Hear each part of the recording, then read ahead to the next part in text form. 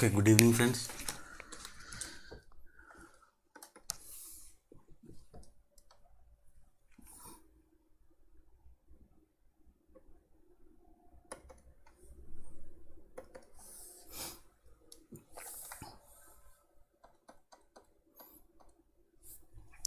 So, one topic which is left now is radicalism in this perspectives in human geography.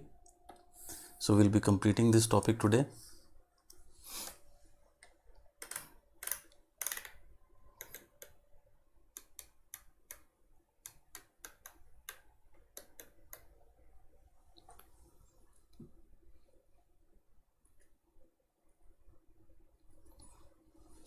It should not be.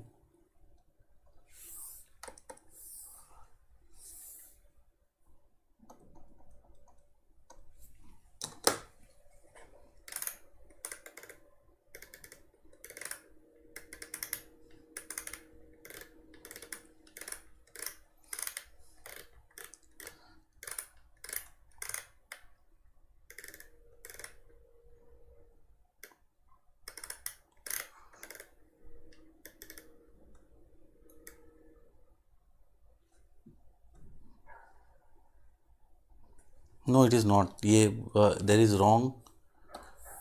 It should not be. Contagious diffusion is part of expansion diffusion. Okay. So, I hope it clears Ashish and others also. Ashish has reminded me that this contagious diffusion is written in both relocation diffusion and expansion diffusion. No, it is part of only expansion diffusion.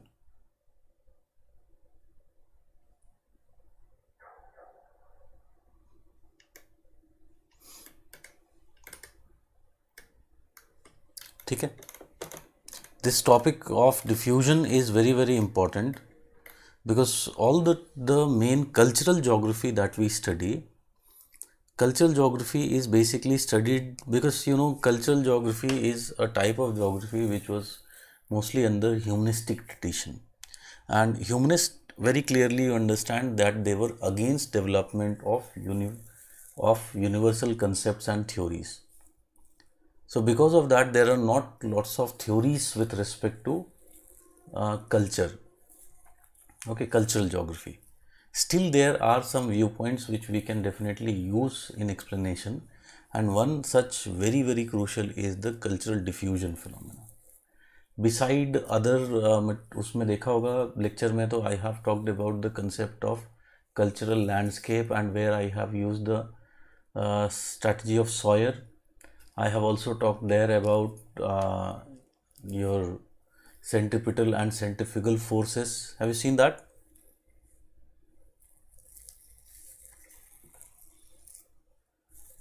Tell me.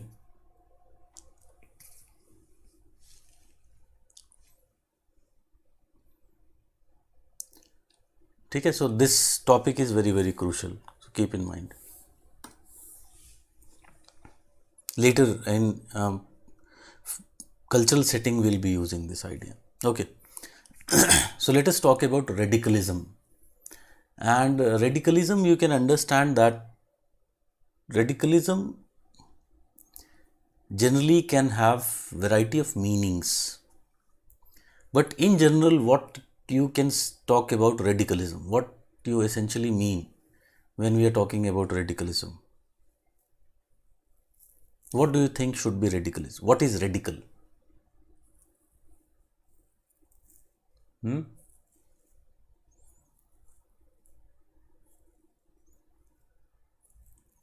So Surajit says extreme stance.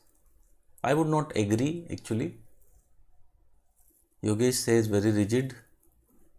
Again, I will not agree. Yes, Nitin and Amit are more closer. They say, Nitin says extreme departure from present norms. Amit says opposite to the conventional theory. Both of you are actually very correct. Radicalism is something which is totally out of box thinking, and it is very dramatically opposite to what is the prevailing viewpoint, what is the prevailing paradigm, what is the prevailing approach. So any such type of view is basically what we call it as radicalism, ठीक है, radical view point, ठीक है. And this all these things are not correct when you are saying rigid etc. It is not. Okay, so Pranav, it is not. So it is a kind of totally out of box phenomena, out of box thinking, a very different viewpoint from the prevailing viewpoint. In a way, kindly, in fact, almost an opposite view to the one which is prevailing. ठीक है. So that is what we mean by radicalism. So we will see that actually radicalism, Santosh, you are talking to me. Radicalism, if you talk about, was a philosophy which developed with the social relevance movement of late 1960s. Although at that time it was not radical, it was more of basically what? It was more of a moderate type of movement. But later on, we'll find that late 60s or almost early 70s, there was development of extreme approach, or they ultimately took us extreme standpoint. And from there started the actual radicalism, which became Marxism. However, we will see that Marxism had its own problems of determinism, or a kind of historical determinism was prevailing in Marxist philosophy. As a result of which, many those people who were radicals, they didn't like this association with Marxism. They believed that Marxist philosophy was immature and there is more deeper understanding than Marxist philosophy. Also, there were other problems, like if you associate yourself with a particular philosophical approach, a particular political approach to be more precise, then there is a high chance that your followership would be declining. And particularly if you expose yourself, or you associate yourself with Marxism, and Marxism had a very bad reputation in the West. So it was but obvious that less people will be supporting you. So those critiques, those radicals, they essentially believed that it was better we go for a bigger philosophy, bigger way of understanding the phenomena than restricting themselves to Marxist viewpoint. Okay? So they developed other type of views. One was realism, other was structuralism, and all these, if you talk about, are radical philosophies. So we will see, abhi dekhenge, that when we are talking about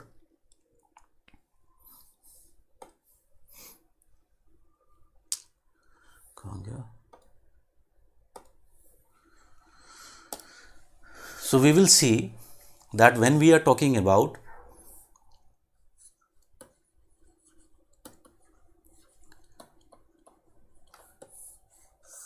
radicalism, there were essentially three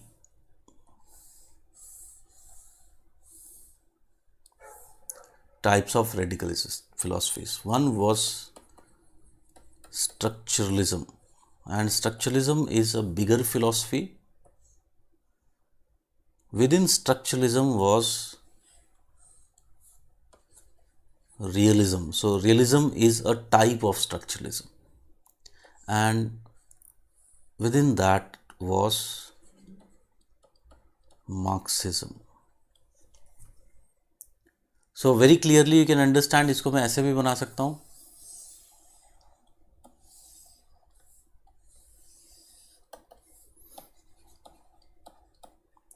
So Marxism, realism and structuralism. ठीक है. So all Marxism is realism, but not all realism is Marxism. ठीक है. if you talk about all realism is structuralism, but all structuralism is not realism. This much you can understand at this point. This Venn diagram which I have drawn, or this box diagram, tell me. So we will see that within radicalism there were three different approaches. We will see by late 80s it was structuralism which became the most dominant approach in geography. And although these were structuralists, there was no doubt that all these people were guided by Marxist philosophy. They themselves began to understand that there was fault within using directly the Marxist approach. So they converted themselves more towards Marxist, from Marxist towards structuralist. So better they would be called more as structuralist Marxist. Okay, but they ultimately, many of them just evolved into structuralists. So we will see, and structuralism became the main dominating philosophy, and it was very logical as well, we will see. So that is what we are going to talk about, how this transformation occurred. Like the other two approaches, humanistic and behavioral approaches, radicalist or the structuralist approach also by the late 80s was discarded, and the crisis of 90s arose. Okay. So let us see concept. Since late 60s, 1960s, a group of related, you see very important word, group of related approaches have developed within human geography which lacked an all-embracing single descriptive adjective or nomenclature. There is lots of difference between them, what they are talking about. But they are related approaches. How they are related approaches, we will see that all of these are essentially for study of structures. Study of structures. We'll see what is structure. The term initially favored was radical. So initially they favored the term radical, but it became less popular in 1980s, and we will see that there was a phenomena which occurred in 1980s, and this phenomena particularly, if you talk about, was related with the rise of new right movement which was there. I'll explain all this, as this term was used by political movement associated with the new right, including Thatcherism and Reaganomics. So later they preferred not to call themselves as radical. So they started to call themselves as structuralists, realists. Critical theory or other terms were proposed and adopted by some geographers, where as to others the radicalism was clearly associated with adoption of Marxism. Thus they proudly called themselves as Marxist geographers. In general, the radicalists were those geographers who were fed up with the dominant prevailing paradigms and wanted to suggest alternative radical solutions to the problems of the society. Okay. So that is basically the case of radicalism. Then if you talk about the beginning of the radicalist movement, can be seen in Anglo-American geography during the late 1960s. Amidst a context of crisis. And what was this context of crisis? Number of things: Cold War, militarism and imperialism had heavy human cost in Vietnam. So there was violation of human rights, extreme race and class stratification of American cities had been accompanied by massive unrest, and the global economy was characterized by inflation, stagnant productivity and looming international debt crisis. So 1970s was the period when another economic crisis happened in the world. You must have heard about that. So already the things were stagnating, the economy was stagnating. So there was lots of economic and employment related problems. Also other things like, for example, race and class stratification. So much problem was there at that time. That situation actually developed like there was a kind of civil war going on within the US, and there was so much discrimination against the black people in America that time, that ultimately there rose several movements of blacks. And again, you must have heard about many of these movements. Like, for example, many of us, what we do, we unknowingly follow a culture which is referred to as pop culture. Pop culture suna hai? Many songs you might have seen, those pop songs, and very different kind of songs where so much like rap songs, etc., etc. They were like pop. So actually, this culture also had a beginning during this period. So it was, this pop culture actually came up because blacks began to ultimately oppose the whites. And whites used to appear like very gentleman type of people, like very, that British gentlemanship which used to be there, European gentlemanship more specifically.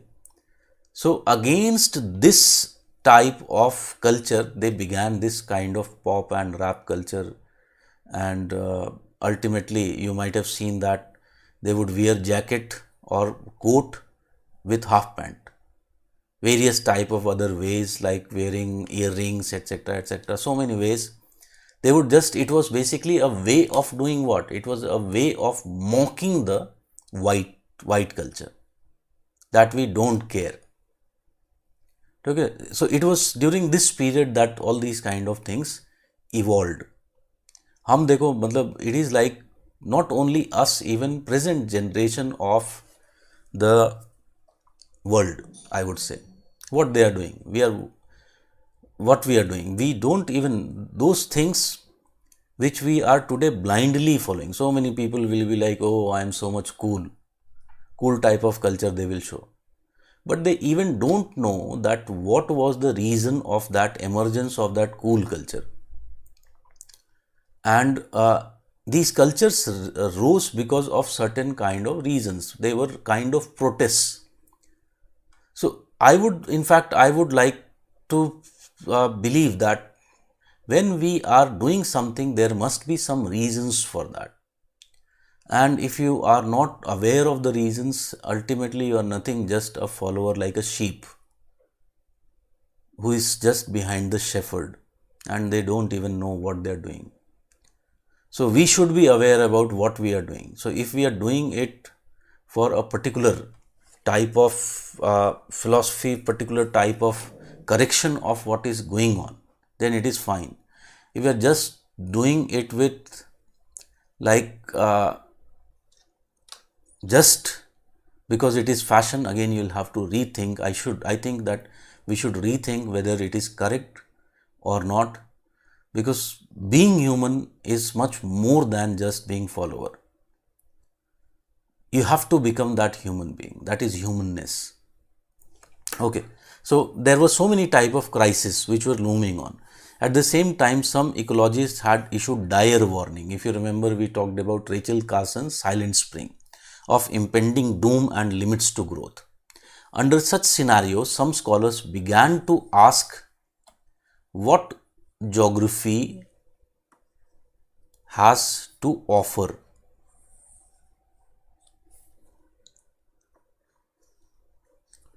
What geography essentially has to offer? That is the question which was coming out from what? What was the social relevance of geography? So you can understand this was the crux of social movement. Any study, what it had to offer for the society. So what was the role of geographers?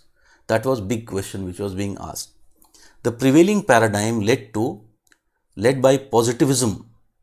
So the prevailing paradigm was led by positivism, seemed to be unwilling as well as ill-equipped to acknowledge and provide solution to these problems. Thus, it was severely criticized by the radicalists and was pleaded to be overthrown in order to establish a regime in geography in which central focus was to acknowledge and solve these questions. So, some people believe that uh, we should not restrict ourselves to identifying this problem and criticizing this problem. We should also become solutions. Geography should provide the solutions to these problems. Okay? So one of very important radical geographer was Peat. So according to Peat, radicalism developed in late 1960s with a liberal attitude. So if we talk about the first phase of development of radicalism,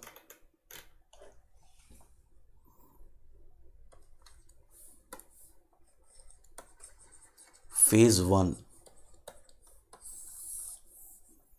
So I will simply call it as the liberal phase.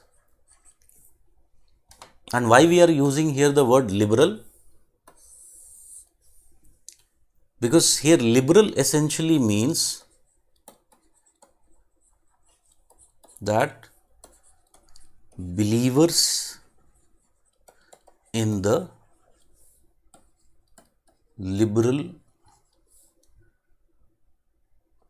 political philosophy.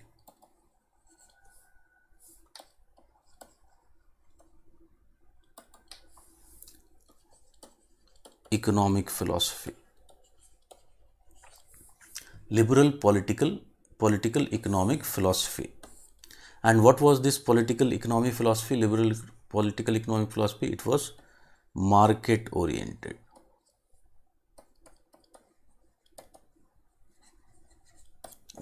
Philosophy. Okay. So this was basically the liberal phase, and in this phase they were less extreme, and they had some belief in the liberal method, that is market oriented method. So they believed that there was problem, but this problem can be solved by making some corrections within the liberal method. And ultimately, very important problem was to find out the problems and to highlight them. Okay? So this was the liberal phase, and as we said, liberal phase was there in late 1960s. One thing also we know that during this phase, welfare and radical were united. They were united. So it is very similar to like Congress. Padha hai history of Congress?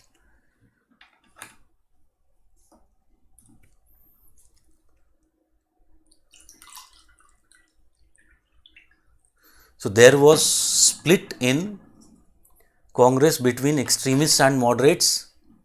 Later they again joined together. We'll see.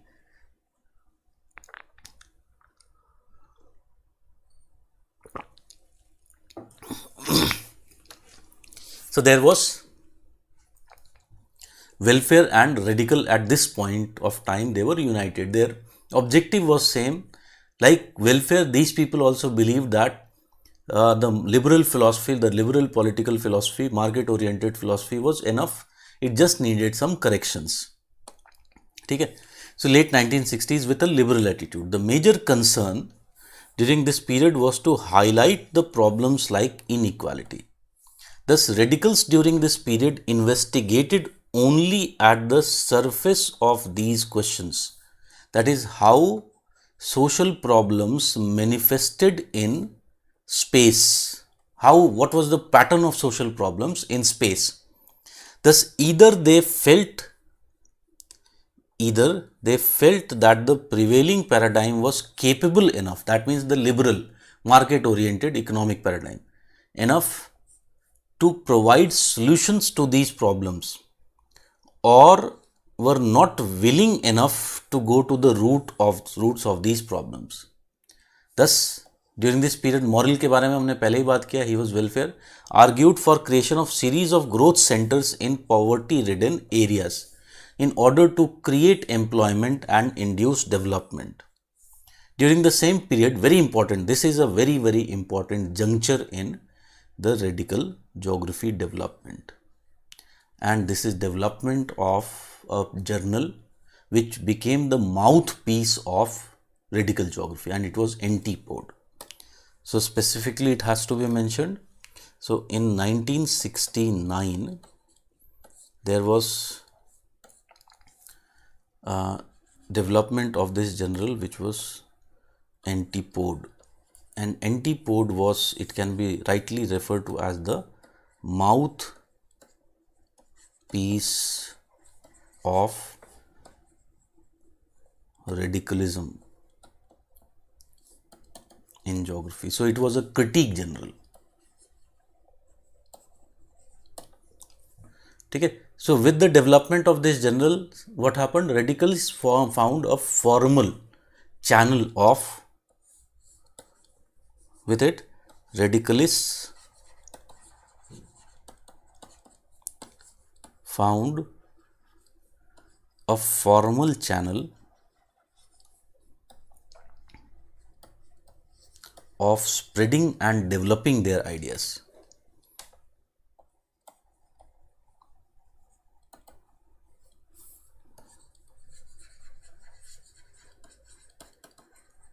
Developing their ideas. ठीक है. So very important juncture was this. Then if you talk about the first time the Marxist approach was presented by Folke in 1972, and he was basically critiquing Harvey's paper on ghettos formation. According to Folke, liberal case should be dismissed as they were unable to provide solution to acute and seemingly chronic societal problems. Thus, he felt that radical changes were required, and Harvey's call for a new paradigm with modification in existing paradigm was insufficient. Okay.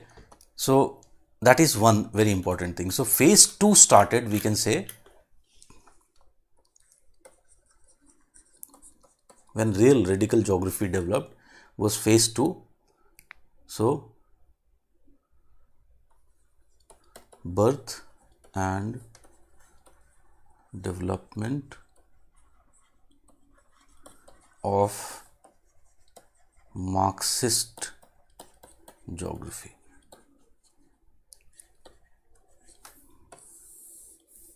Birth and development of the Marxist geography. So see, इस समय there were number of things which were going on, and one thing which was going on was, because of these problems which were there, by 1972 there was already economic crisis in the form of oil crisis which was there. So if you have read, you might be knowing that in 1972 there was formation of an oil cartel by the name of OPEC. So these were the oil exporting companies of countries of the world. So they formed a cartel by the name of OPEC, and ultimately they decided that because they were the sole supplier of oil in the world, and they also felt that these are limited resources which would ultimately get over a period of time, they decided to unilaterally increase the prices of oil. And because they knew, because they were the main suppliers, oil was the main, emerging as the most important energy source of the world at that time. So not much the other part of the world could do, and the prices of oil suddenly increased, and this created a kind of your energy crisis, which also was with other factors which was going on. Economic crisis also emerged, so which became the immediate factor for the economic crisis, although there were several other factors which were also responsible for economic crisis. So it was a very chaotic type of period in the West particularly. Now, if you look into this chaotic period of the West, there were several people who were trying to find out the causes and solutions for this chaos. This was the same time when David Harvey, decided that what he will be doing, he will take some lectures on the Marx, the book of Marx. There is one, the Capital. You might have heard about this. So he thought that one thing that I haven't studied is the Capital. Let me study Capital. So what he started to do, he started some class, and this was reading of Marx, the Capital. And till today he says that every year when I am reading the book, I gain something very new. So he reads the book with a group of students, and he started during that, I think 1969 or 70, he started first time reading that book, and he has continued till almost every year, 1-2 years in between living, he has continued this every year, this activity. So this was the period when Harvey was growing into a Marxist geographer. Today, if you have to think about a symbol of Marxist geography, it is David Harvey. As we said here before, the first, however, the person who presented a case for Marxist approach was Folke, and in fact he was criticizing none other than Harvey's paper on ghetto formation. Okay. By 1973, you can see Harvey had grown into a full-scale Marxist, because already 2-3 years had passed when he was already reading the Capital, and already it had great influence on Harvey. So he had already grown into a Marxist and presented his ideas on, yes, Das Kapital, ideas on Marxism in his famous book. He wrote a very famous book, Social Justice and the City, because see, Harvey was essentially a urban geographer and anthropologist. He is, in fact. So his main work is in the urban geography. So he presented his ideas in the form of Marxism in his famous book, Social Justice and City. He argued here that geography can no longer be simply an academic discipline isolated in its ivory towers.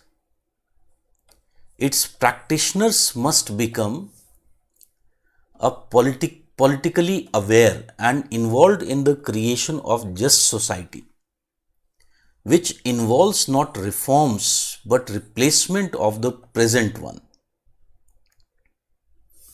So he became it became very obvious to him that problem is in the system. So you have to correct the system. That means there were two ways. One was the welfare way, which was taken, where they were talking about some modifications in the system. But Harvey ultimately saw that the spirit of the capitalism was dominated by that few people would be ultimately becoming the rich people, and they would control everything. There was centralization. The spirit was broken.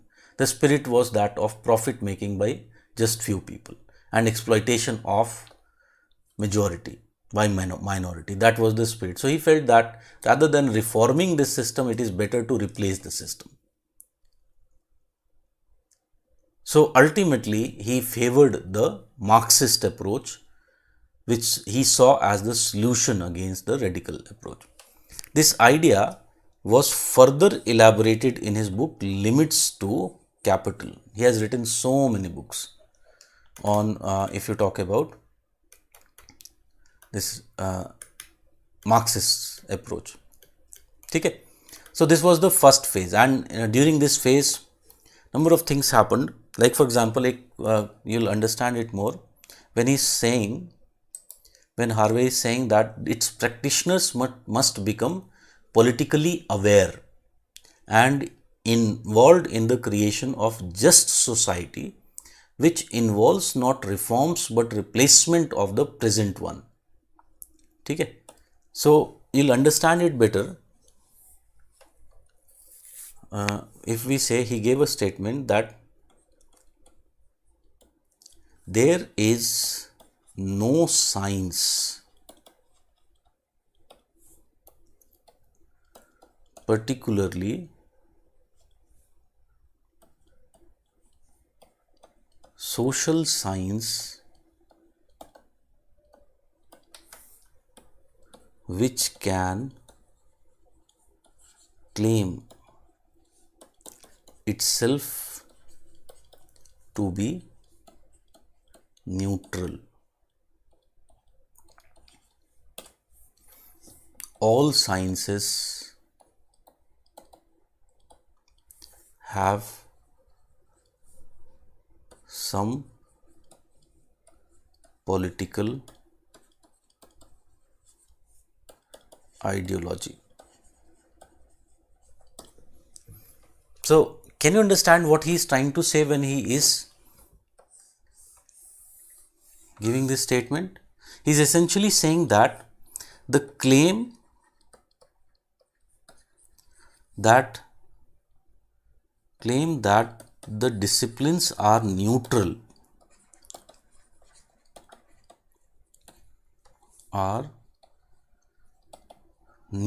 is what? It is a false claim. Because he was being criticized for adopting the radical approach or the Marxist approach. So, this type of claim that any discipline can be neutral, it is what? It is a false claim, and it is based upon unreal assumption of dichotomy between facts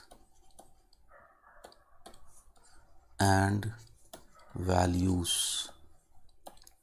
I have many times deliberated upon this idea, the dichotomy between facts and values. So, it was claimed many times that facts essentially can be separated from the values. But we have seen that actually it is very difficult to verify that one person who has had a history, who have had an existence and essence, that person would be able to separate his values when he is looking at the facts. There is so much facts even in one phenomena. How much I will be able to get of those facts, it depends upon my way of looking at the phenomena, my value system. Okay. So, again according to Harvey, it was what? It was based upon such kind of unreal assumptions, and he believed that no science can be neutral. All sciences develop in order to serve some socio-political objectives.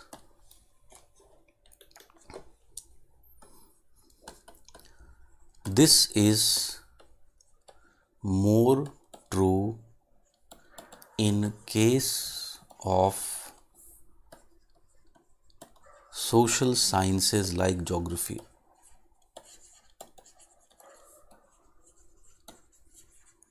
Social sciences like geography, and he gives several examples. Like एक example हमने पहले भी दिया था, if you remember. One very good example was the example of concept of organic state.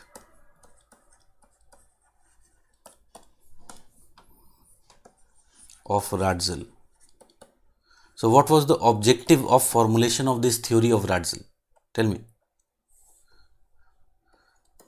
So, objective here was to justify which phenomena?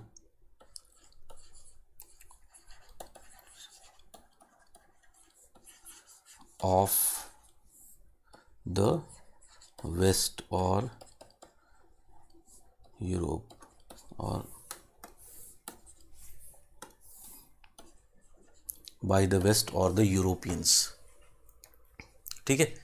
Similarly, he says that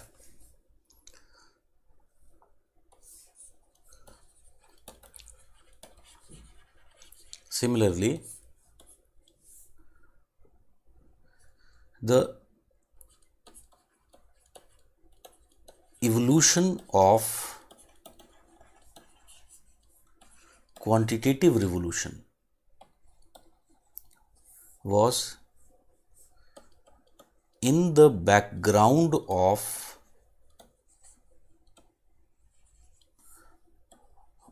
the fact that technological development had led to greater mobility of resources across the world.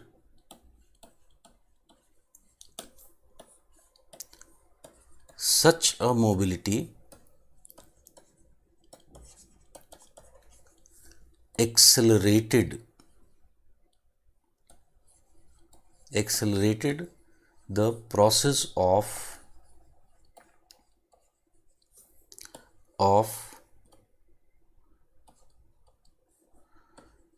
capitalistic exploitation.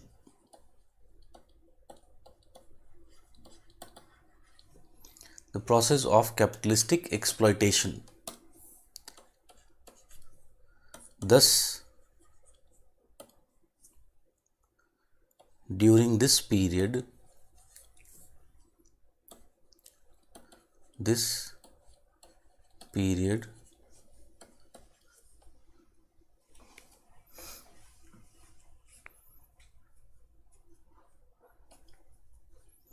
capitalism entered into a new phase of development.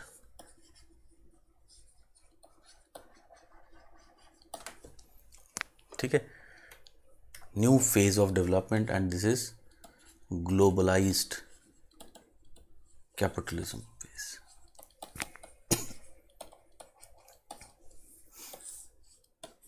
So in such a scenario, under such circumstances, it was expected that inequality would further rise.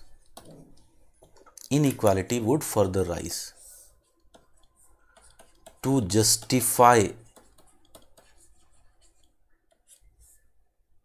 and prove that such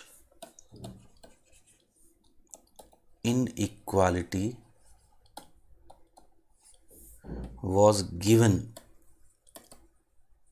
and inevitable. What happened? There was need for development of explanations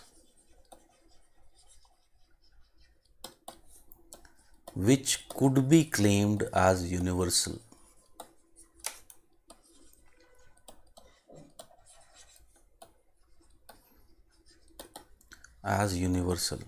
ठीक है, I have already talked about So if suppose I am thinking about why an industry is located only in few places, why industries are only present at few places. So I'll explain it with economic justification that R1 is here, R2 is here, market is here, thus suppose it is weight losing both of them, thus the best place to put the industry is where? It is here. Industry would be located here. Okay. So what I am giving? I am giving a kind of reasoning that this is the best place, that is why it is there. There is no other way. There is no other best way. Can you understand this point? To justify and prove that such inequality was given and inevitable.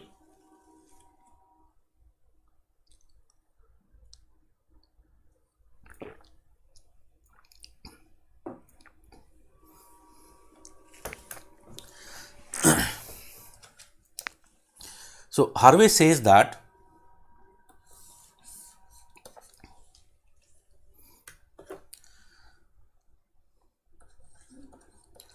development of such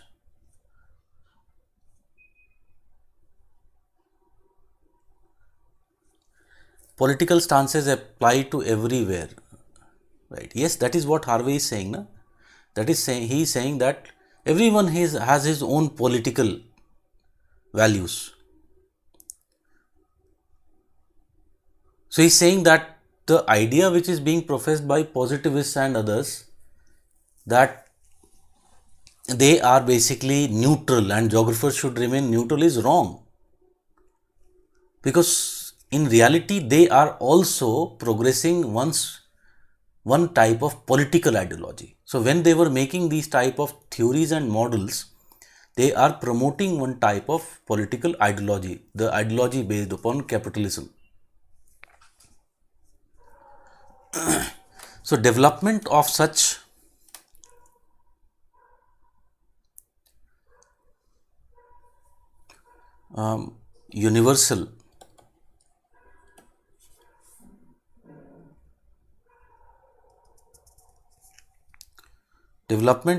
universal models,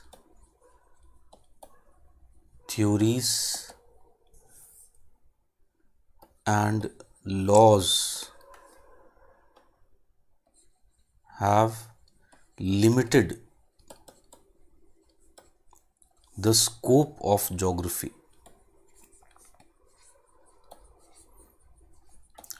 The scope of geography.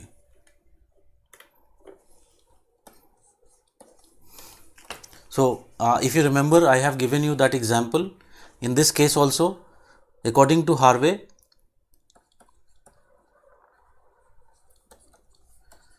a geographer takes a model and tests its application in real world. So what will happen because of that? He finds that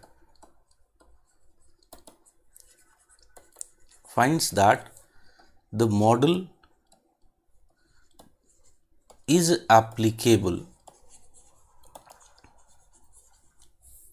with few exceptions, which in turn can be explained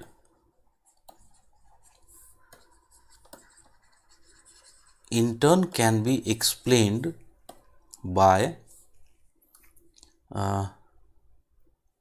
so he finds that model is applicable with few exceptions, which in turn can be explained by the peculiar history and geography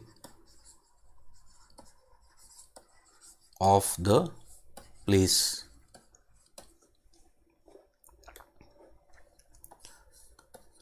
This makes him satisfied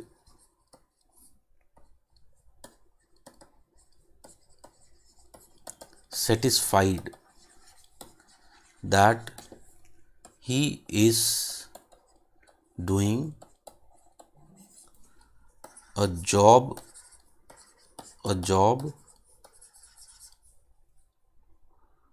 of quality.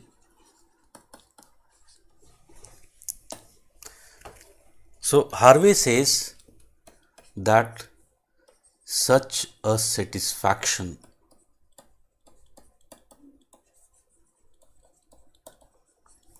is the main problem of geography.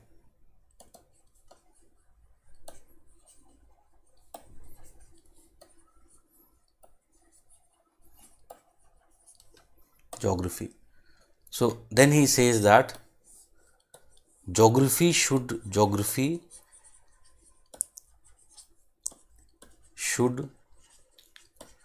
become a discipline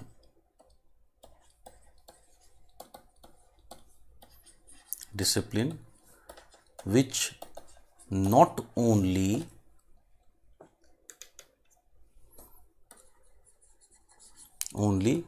explains the current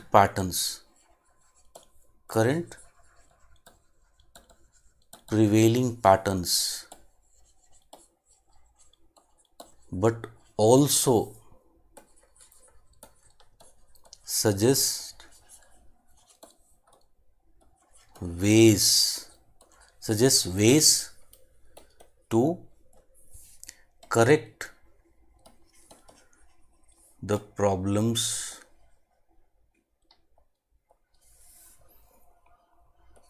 prevailing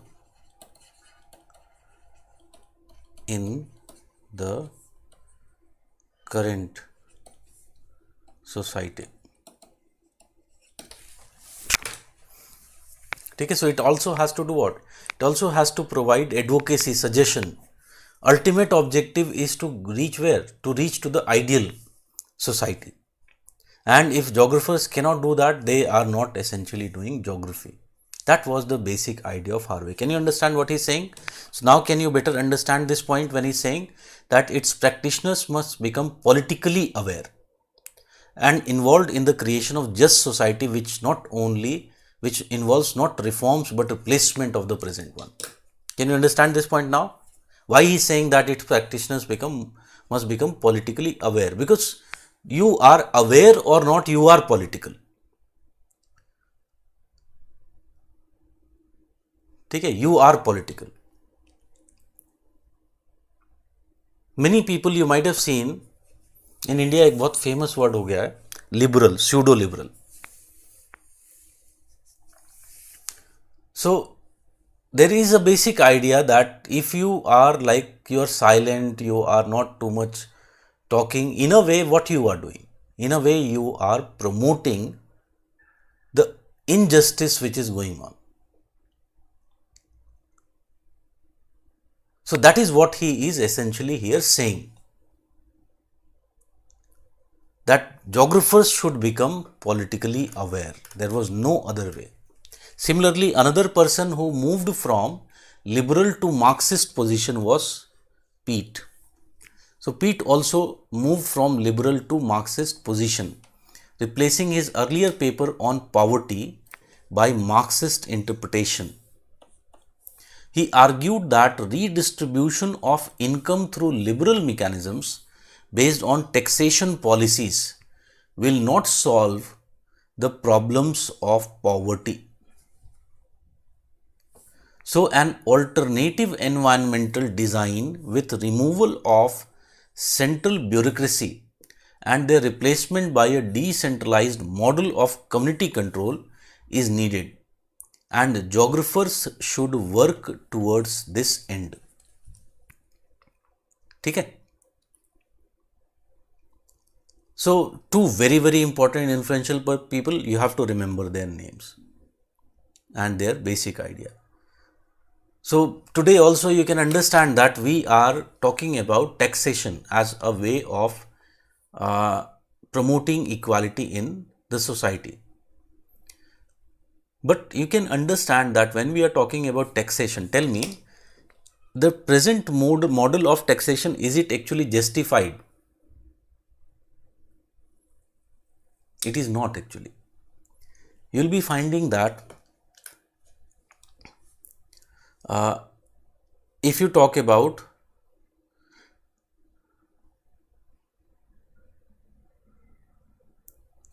your level of poverty is directly related with the amount of taxes paid. This is actually a brute reality of the present taxation system.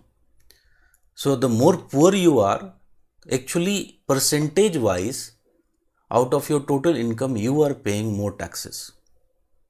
So, you must be aware that there is two form of taxes: direct taxes and indirect taxes. And almost every person in India, whoever has bought anything, is actually paying taxes in the form of indirect taxes. You can understand, we before also talked about poor family, majority of the income is spent where?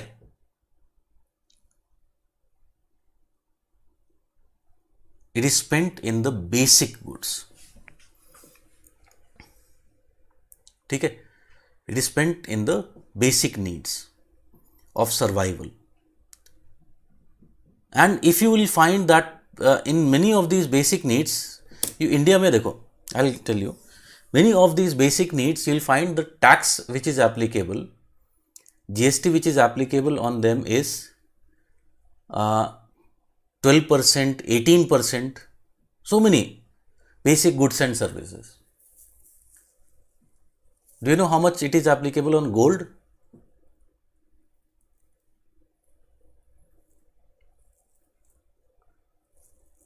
How much it is applicable on gold? Anyone? When you are buying jewelry, etc. Pata hai? I will tell you, it is 2%. The GST on gold items, the jewelry items is just 2%. No, it is not 5, it is 2%.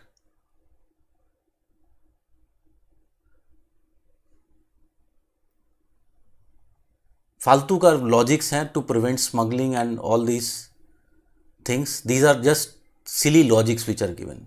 There are so many ways you can stop this smuggling, etc. There are so many ways. But that is basically the case. So, can you see how much it is oriented? The system is more oriented towards rich people. It is actually made to protect the rich people. If you look into the Western democracy, how the Western democracy evolved, if you read Socrates, if you read medicine, the cause of ultimately promoting this form of indirect democracy was the same. Their main reason was how to protect minority from majority. If you read medicine, if you read Socrates, they are very clear about this. How ultimately to protect the minority, which was the rich, from majority, without giving the powers.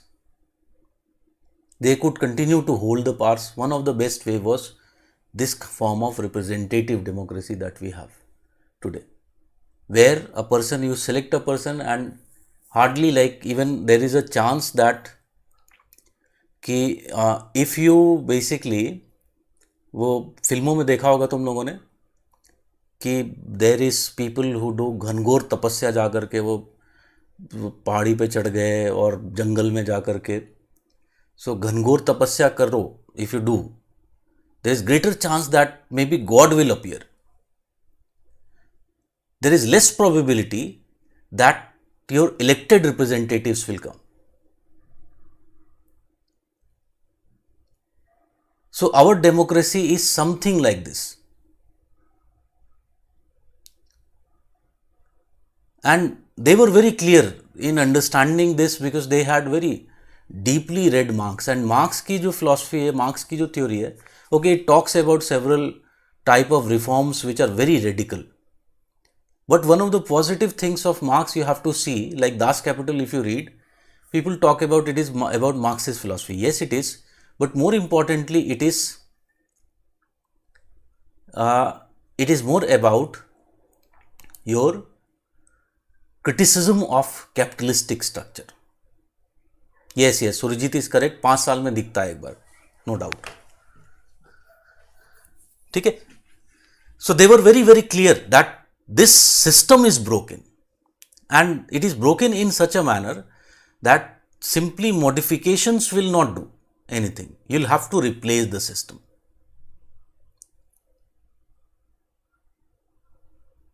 Yes, I know, Sachin, this is very good thing about, Sachin is saying that in Sikkim, opposite, our CM even goes in birthday party.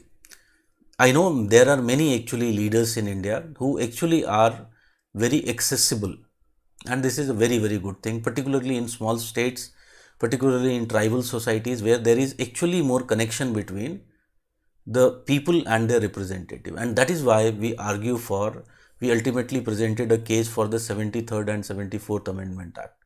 But you see how they have basically not given powers to the local government.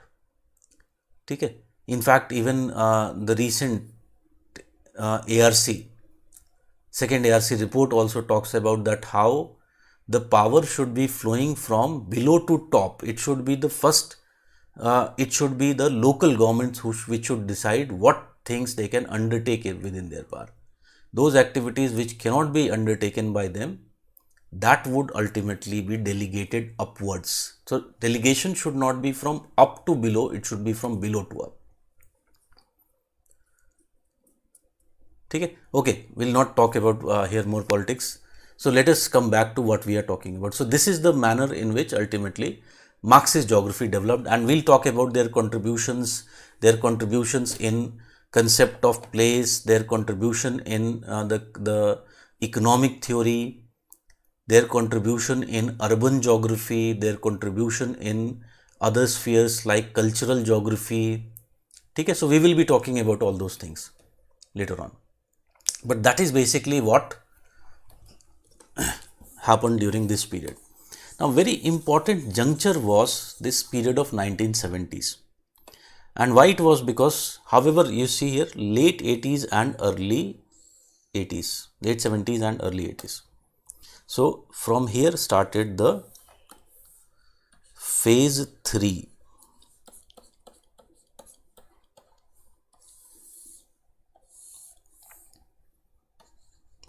Rise of structuralism.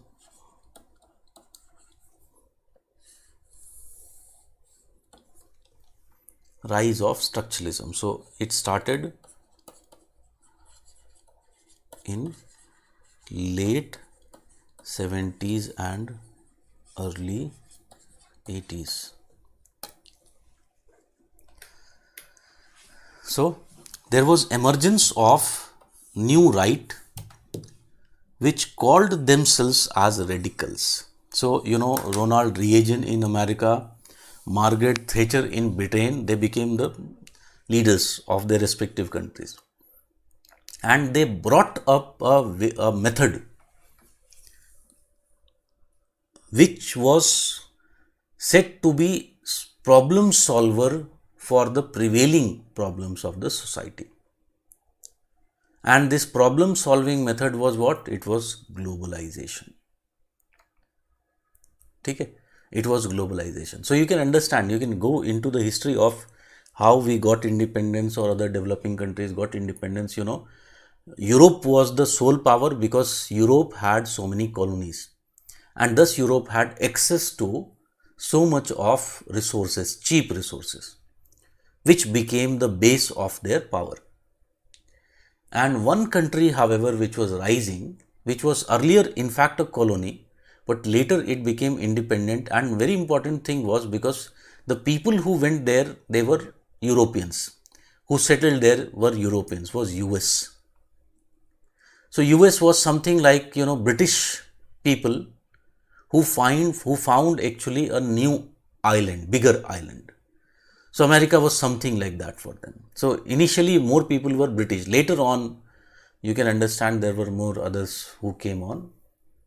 But most of them actually came from the British Isles. Either they were Irish or British. So ultimately, they also wanted share in the pie. But because the situation was like Europe still had hold, particularly if you look into the 19th century and the early 20th century, still Europe still had lots of hold. And particularly some countries like Britain, France, they had more of the colonies. And that is why they were growing faster. So within Europe, the things developed, and there was world wars which occurred in Europe. Again, these world wars, mostly they were for the colonies. By Second World War, because of these fights, Europe had become weak. And this opportunity was seen by America. America very clearly understood that the world was changing, and in this changing world, what we had to do, we have to look into newer ways of exploitation, a kind of new ways of colonization. Ultimately, this stuck to them, and this idea was the form of globalization. Today, essentially, it is what we call it as globalization, and we so much proudly embrace this globalization.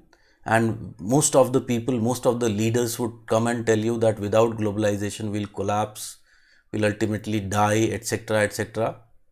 All the rubbish they would tell you. Whatever, but the thing is that essentially it was what this globalization at this time, Europe, it was basically US which promoted, and by that time Britain was just nothing but a fiddle to US, it had become already. So वो side actors होते हैं, वैसा Britain का role हो गया था, because Second World War, by that time Britain was very very weak. So it collided with, if it ultimately became it teamed up with US. So basically they promoted one philosophy which was globalization, and it is nothing but neo-colonialism. And we will later see, when we'll talk about trade, we'll see that how much the terms of trade are distorted. How much they are distorted, we'll see. Same thing, a country which has technology buys something, raw material from a poor country and just converts that raw material. आजकल तो उन्हीं countries में बेच रहे हैं. Earlier they used to take the raw material to their own country, then value add few things and then sell it at multiple times the prices. Now the situation of globalization has come to the level that they have made the other countries so much full. Now they are doing what? They are making those things in those countries itself and using all their resources and getting the biggest share of the pie, the profit, very large profits.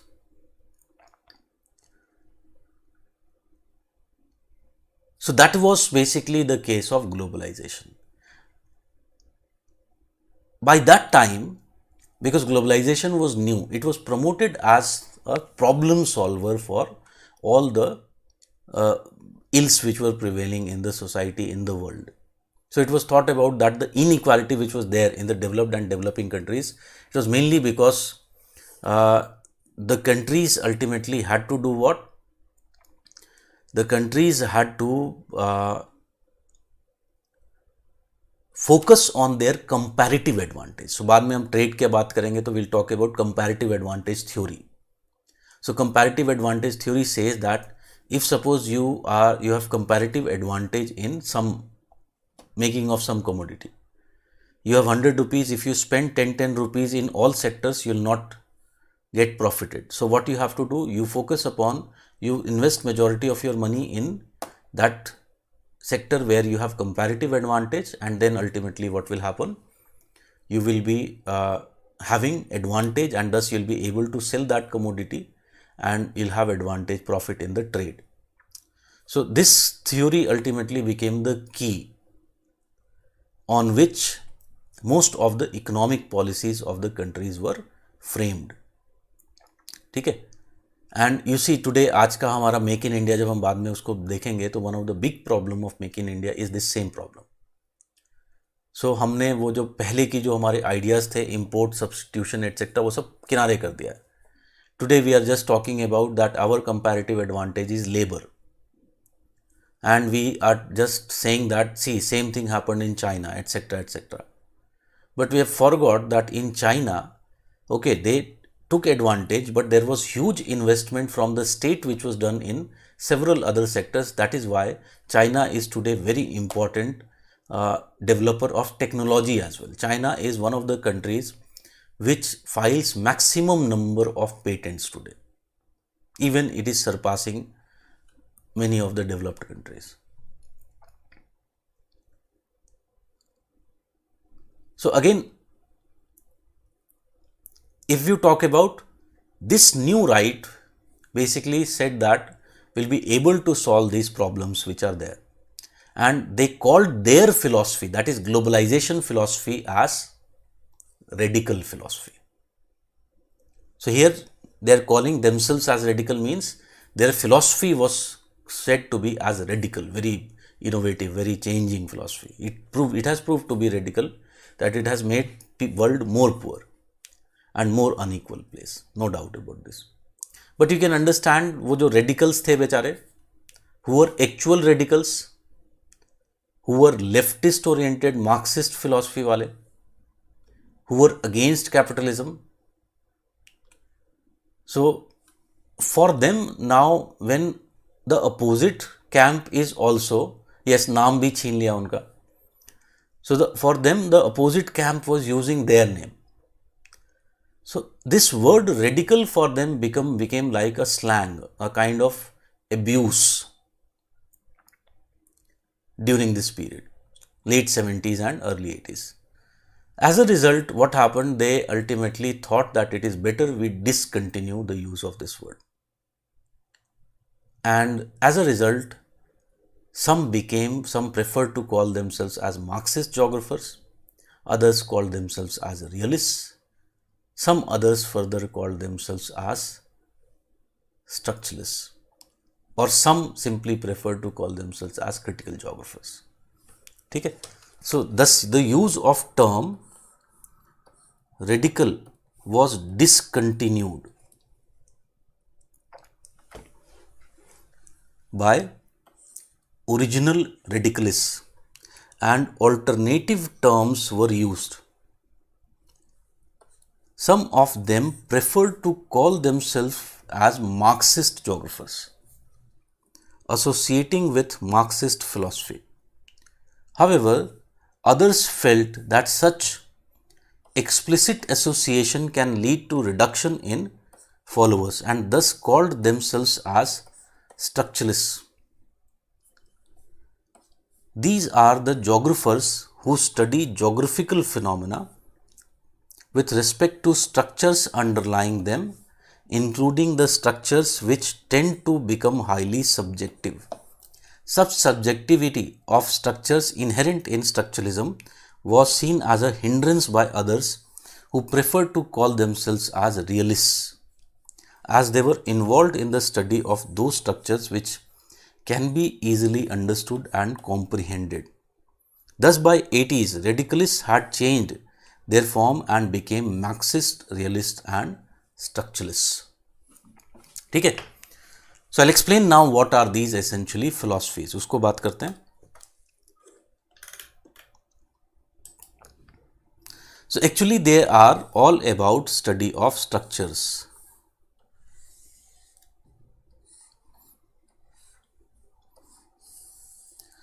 So according to structuralism,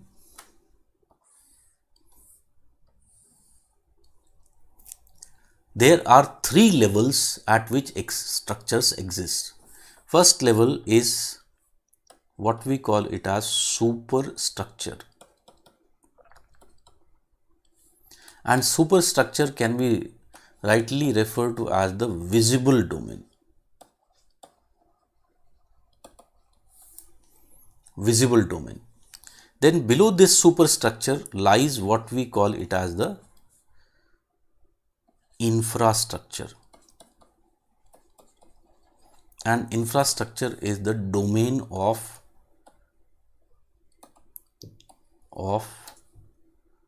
processes. If you talk about below this infrastructure, there is a deep structure. And this deep structure is domain of invisible.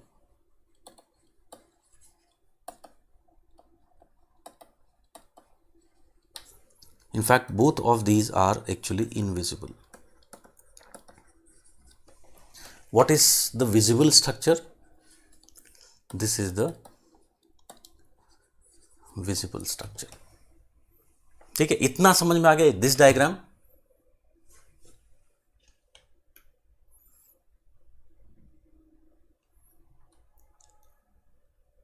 Now let me explain what are these philosophies about. So first I will start with the smallest one,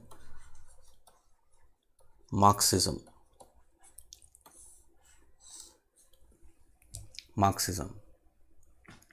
So as we said, Marxism is based upon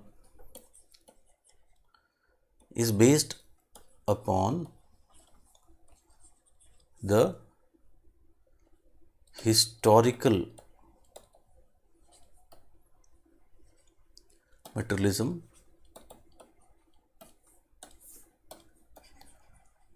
theory of Marx. It is based upon the historical materialistic theory of Marx. And basically it believes what? That this historical materialism is developed on the peculiar history of Europe. ठीक है, so developed on the basis of peculiar or specific history of Europe. Europe experienced this kind of history. ठीक है, अभी मैं इसको detail में थोड़ा सा फिलॉसफी पे जाऊंगा, but just at this point I want to just explain the comparison of these three philosophies. Then I will separately go on Marxism. Okay? So it has developed on the peculiar history of Europe, and it was seen that the peculiar history of Europe was what? That we have already talked about this phenomena. There was a form of primitive communism, and after this primitive communism there was basically what? Inequality with this primitive communism. But here a particular type of land relations developed, which we can call as feudalism. So with feudalism what happened? This was your rich and this was poor. So because of certain reasons the land ownership was given to only certain people, certain individuals, as a result of which they became the people who exploited most of the profit from agriculture. While if you talk about the poor, they became the agricultural laborers. Rest of the population became the agricultural laborer. As a result, the inequality began to rise, and this continued. Then there was a juncture of industrial revolution, and this with that developed another philosophy of capitalism. So very clearly you can understand that this, if you talk about capitalism, here these people became the capitalist or the bourgeois class, and these became the laborers. So gap between the rich and poor has continued to increase. Marx believed that this problem would keep on rising until a time would arrive when people will revolt. So there would be a revolution. and this revolution, with this revolution, people will ultimately establish this modern form of communism. Modern form of communism, because very clearly Marx believed that the poor section is larger in number, and ultimately one day will come when they will realize that injustice is being done to them, and there would be a kind of revolution which would occur. So this is the basic idea, and in this historical materialism idea, what is seen, the main problem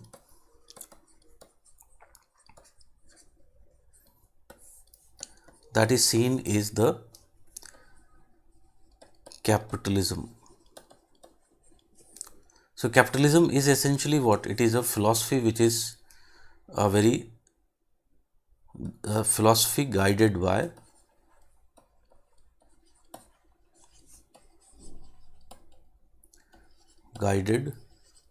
by selfish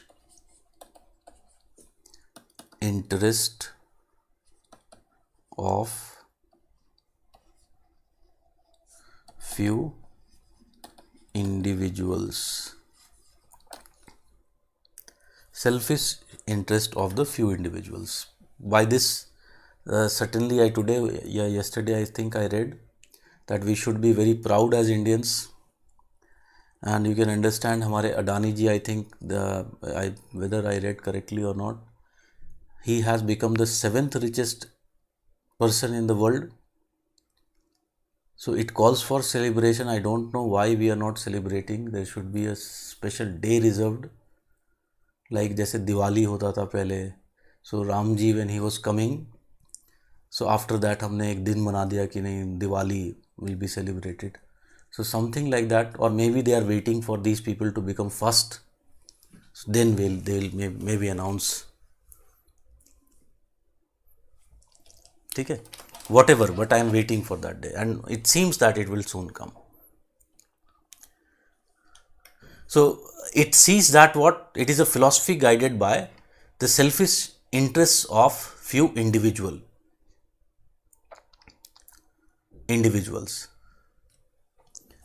ठीक है. So that means what they are doing, what is the problem with Marxists? Marxists are seen as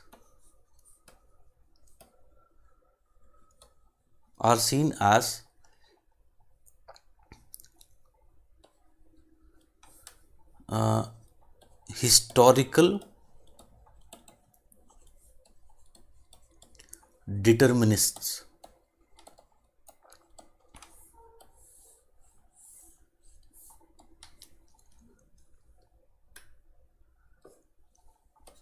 Are seen as essentially historical determinists. That means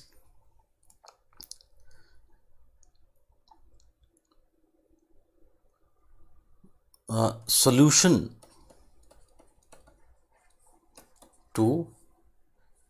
के बजाय better we write explanation. Explanation to each phenomena in any capitalist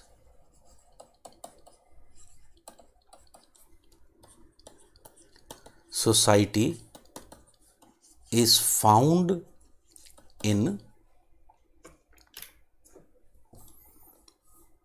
where? It is found in historical materialism.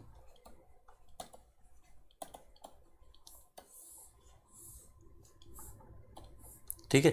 So everything they try to explain with historical materialism. उनके पास ये theory है कि ऐसे ऐसे होता है, there is capitalist and this and that, and they are just everything they are trying to explain with this theory. So for them, what is the case?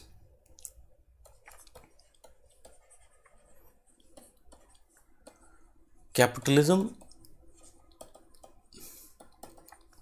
is always associated with evil. Capitalism is always associated with evil. Any problem, agar suppose there is some problem in any of, suppose there is capitalistic society, and ultimately the problem will lie where? The problem will be lying in capitalism for them. It is all, everything is fault of capitalism. So capitalism is never associated with good things, which is fundamentally wrong. We find that where capitalism has been there with checks and balances, where people are educated, where people have knowledge about their rights, and the population resource ratio is better, in such areas capitalism has performed quite well. Yes, very good example is the case of Scandinavia. So there the capitalism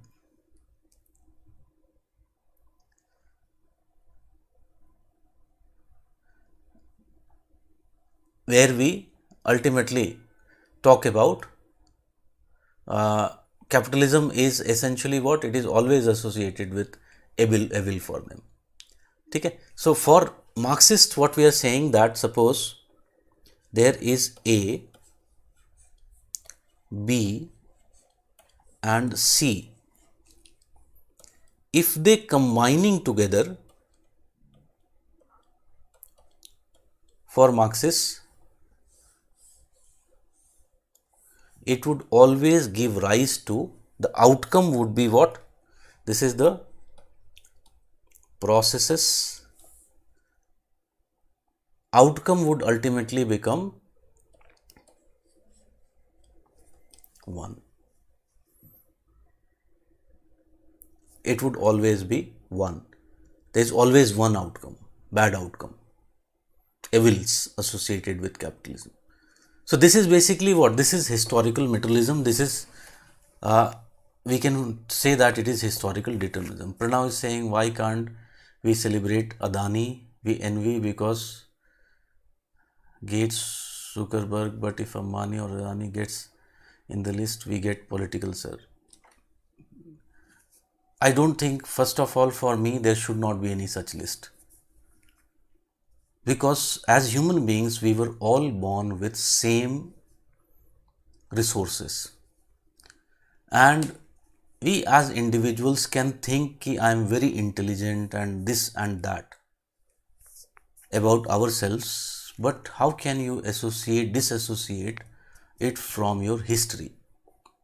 How can I say, suppose I can claim today I am very good teacher, I have very good knowledge, etc., etc. But can I would I have been same person if I was suppose born in a slum or in a village, a very isolated village, if I haven't been exposed to very good schooling, etc., etc. Can you tell me? I don't think. So first of all, for me, this type of list is questionable, because whether you talk about Zuckerberg or whether you talk about ultimately Adani, Ambani, whatever the people are, they represent the bad of the society, the bad face of the society. And unless you do something like the things which are not so legal, which are not so ultimately, I would say, useful to the society, which are fooling the society more, I don't think that you will be able to reach those places. So ye faltu ka discussion is not about that. Just I am trying to explain a particular philosophy and what they are. There is no doubt that I adhere to this type of philosophy more. You can have your own viewpoint and I will have no problem with that. Just the thing is, I will put my ideas very properly and you can put your ideas very properly. And this is the spirit that should go on. Because I always believe that if any philosophy is implemented in its full essence, then ultimately what will happen? We will be better. It would give good outcomes.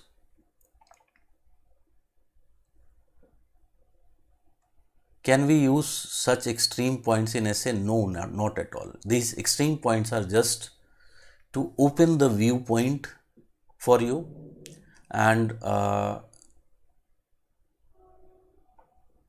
just for you to become a better knowledgeable person, not remain sheeps, just not remain followers, because I would always like my students to be leaders. And you can become leaders only when you have good knowledge and open mind about everything.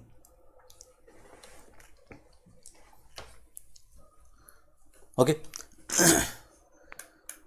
So for Marxist, it is what? It is always when A, B and C are combining, the result is 1.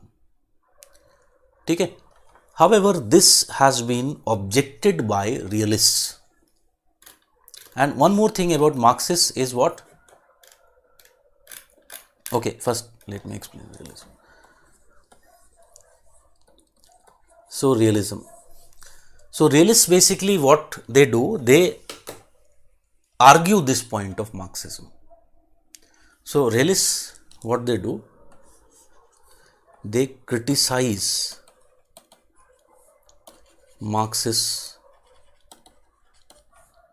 philosophy.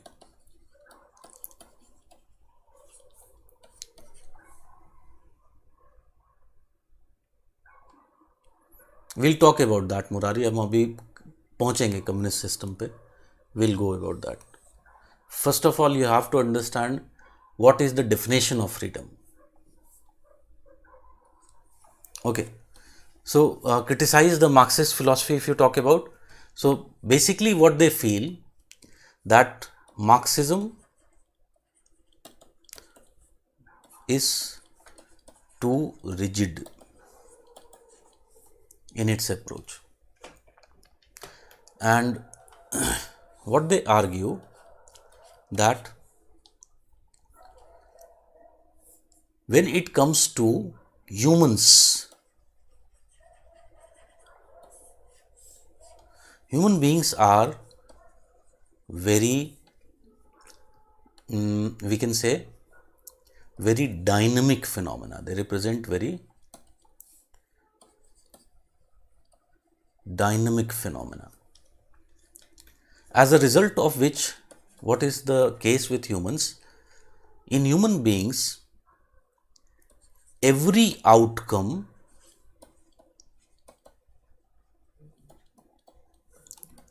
is different from the other.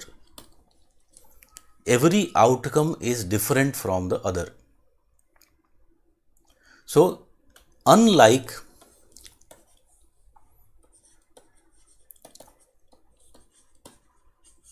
physical world,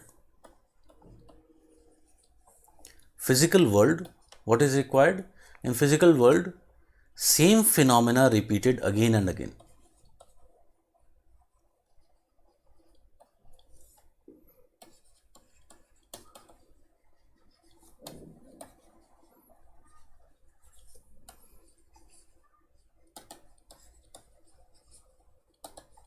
Again, but we find that in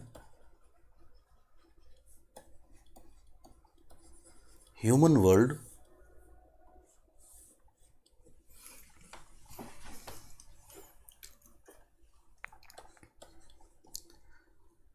that what is the every phenomena is different.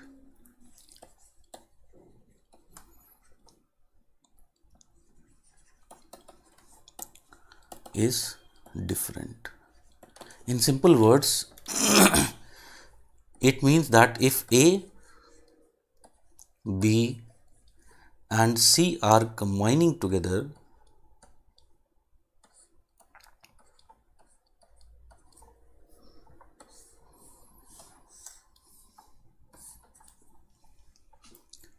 A, B and C are combining together, there can be n number of results. 1, 2, 3, and so on. There can be n number of results, because no phenomena in case of humans would be repeated. Okay? Realists believe that ultimately it is the duty,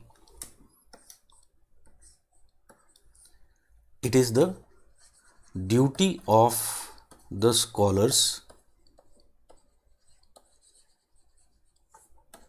to bring reality to the front, even if it is bitter. It is the duty of the scholars to bring reality to the front, even if it is bitter. Okay?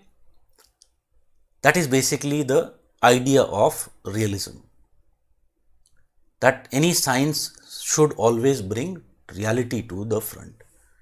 Like, for example, it believes that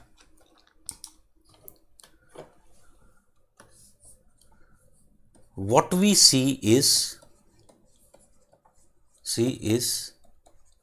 only symptoms. Okay? That means what we are seeing, it is what? It is only superstructure.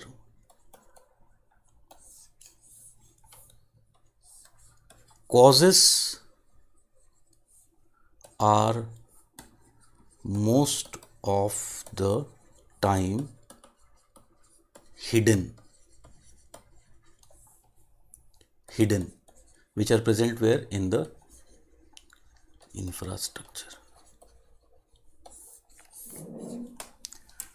Okay? They are not visible. For example, tell me one very good example of realism. Do we see that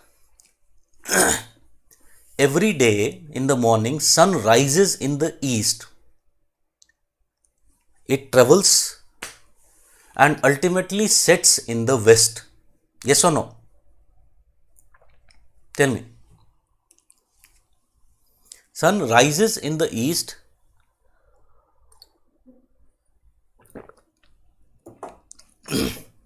and sets in the west.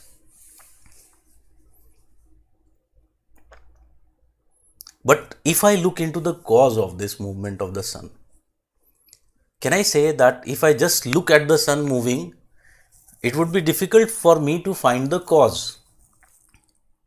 It would look like sun is revolving around the earth. Yes or no? But the cause is where? Cause is hidden. It is beneath us. It is not sun revolving around the earth. It is the earth which is rotating. Okay? It is earth which is rotating. And only with the logic now, today we know that it is true.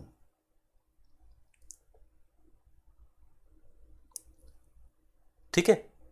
So this is what realists talk about, that the things that we see hide the causes. And in human phenomena, this is the most, it occurs in almost every human phenomena. So whatever we see in the human world, it is always underlain by what? Whatever we are seeing in the human world, this infrastructure, this is the infrastructure. So it is, as we said, it is the visible domain of visible. So this is what we can see.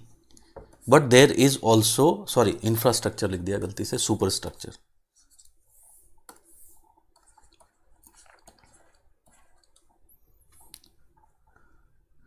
But this is also what? This is controlled ultimately by infrastructure, which is essentially what? It is the domain of processes. So this is not visible, but what is happening here determines what happens in the superstructure. Okay? So this is the basic idea of realism. Now, so many examples can be given. So very important thing, देखो, realists are exploring up to which level of structure? How they are different from structuralism?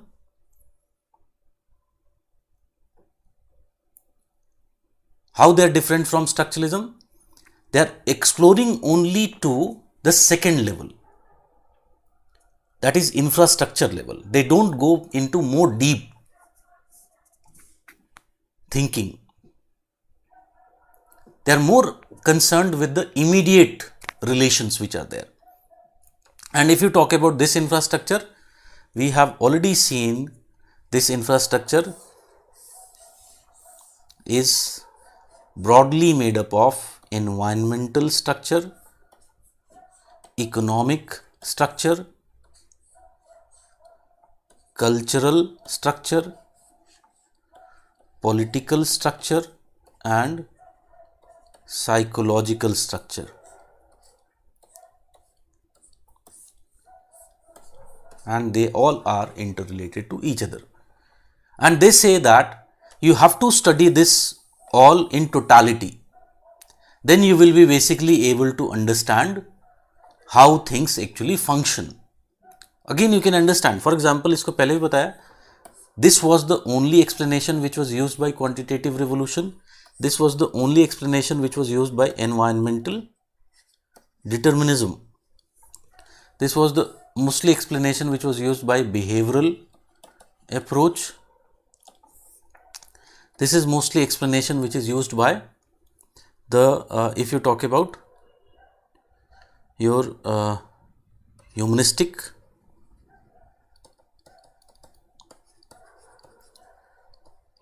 approach, and criticism says that political is mostly the Marxist they are using. So according to realists, what they are doing, they are just simplifying all the phenomena, and phenomena should not be so much simplified, because reality is more complex, that all of these are interconnected to each other. Actually, I am wrongly putting Marxism here, because we will see that Marxist philosophy में बहुत ज़्यादा problem नहीं है, Marxist scholars में बहुत ज़्यादा problem है. ठीक है. So this is basically the idea of, essentially the idea of realism. So they are just willing to go to the level of analysis of infrastructure, not beyond that. And again Murari is saying, for me freedom is will, etc etc. Give me same level of freedom. So मैंने यहाँ पर अभी थोड़ी देर पहले लिखा था कि duty of scholar is to bring reality to the front even if it is bitter. So let me do the duty of scholar. You talk about freedom, but tell me, what is your freedom? You are saying that it is my will. Okay, I accept. It is your will. Now tell me, is your will tells you that you should pay high price for everything that you do in life, whether it is food, whether it is housing, whether it is your entertainment, whether it is your schooling, and I can go on. Does your will tells you about this? My will doesn't tells me about this. Because if I look into US, what has happened, it is going to happen, it is already happening in India. And as a student, because you are a student and you can relate it with better, I'll explain you. The reality of their society is that a person graduates And he ultimately, if he pursues higher education, he has to pay enormous amount of fee, which they don't have. So ultimately, how they will be able to get that? How they will be able to get that? They will take loan. A study conducted showed that even when they reach middle age, that is 40s and 50s, they are unable to still repay their education loans. This is the system. Housing, almost all of them who have bought houses, they are still paying their loans, housing loans. A situation is created whereby even if you, suppose even if I also have many loans on me now. I am in a situation that even if I feel like that this is a very stupid thing which I am doing and my talent is bigger than this, still I would not be able to leave, even if it is my will. Because if I don't pay the EMIs, if I don't have that kind of living standard which I am already having, again what is? I will be a failure and I won't be able to sustain all this. You see, India में भी क्या हुआ है? IIT का fee अभी कितना हो गया? It is more than 2 lakhs now. Earlier it was less. And now they are talking about making it 24 lakhs. That means a poor person cannot study.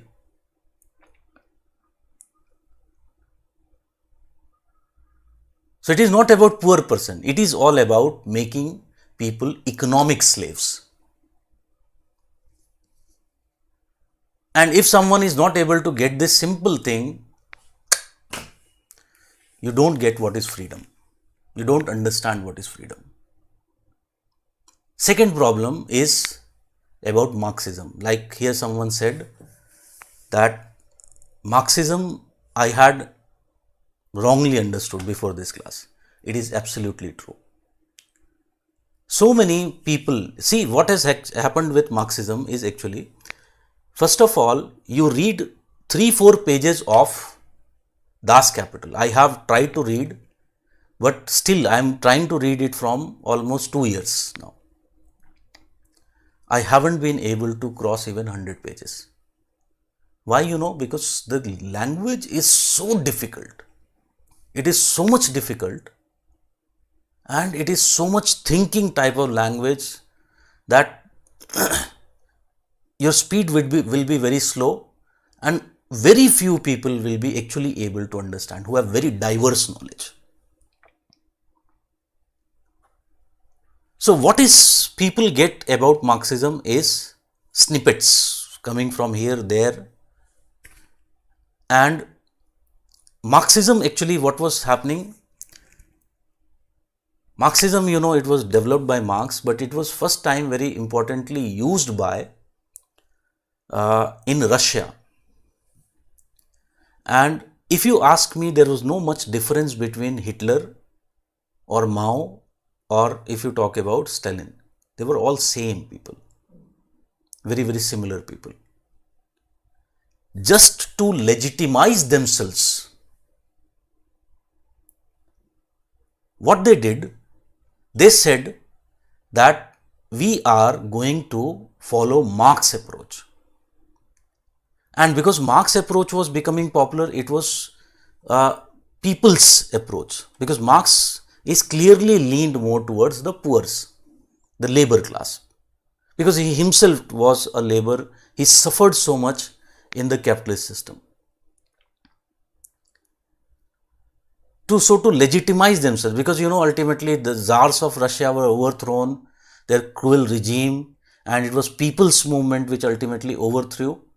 So they used this idea basically to gain power. Like अभी 2014 में देखा हमने, similar type of something like that happened. अच्छे दिन, so same type of, they talked about अच्छे दिन. And what happened? first thing they did when they came to power was they demolished all the trade unions. All the trade unions that were there. It was anti-Marxism from day one. From day one it was anti-Marxism. But to them it suited that they were Marxist, because that provides the legitimacy. Now what happened? For Western media also it was very suitable to say, देखो ऐसा ही होता है Marxism. This is Marxism. So it was also very suitable to the Western world to recognize that these people are Marxists. And Marxism came to be associated with them. It was never Marxism, it was anti-Marxism.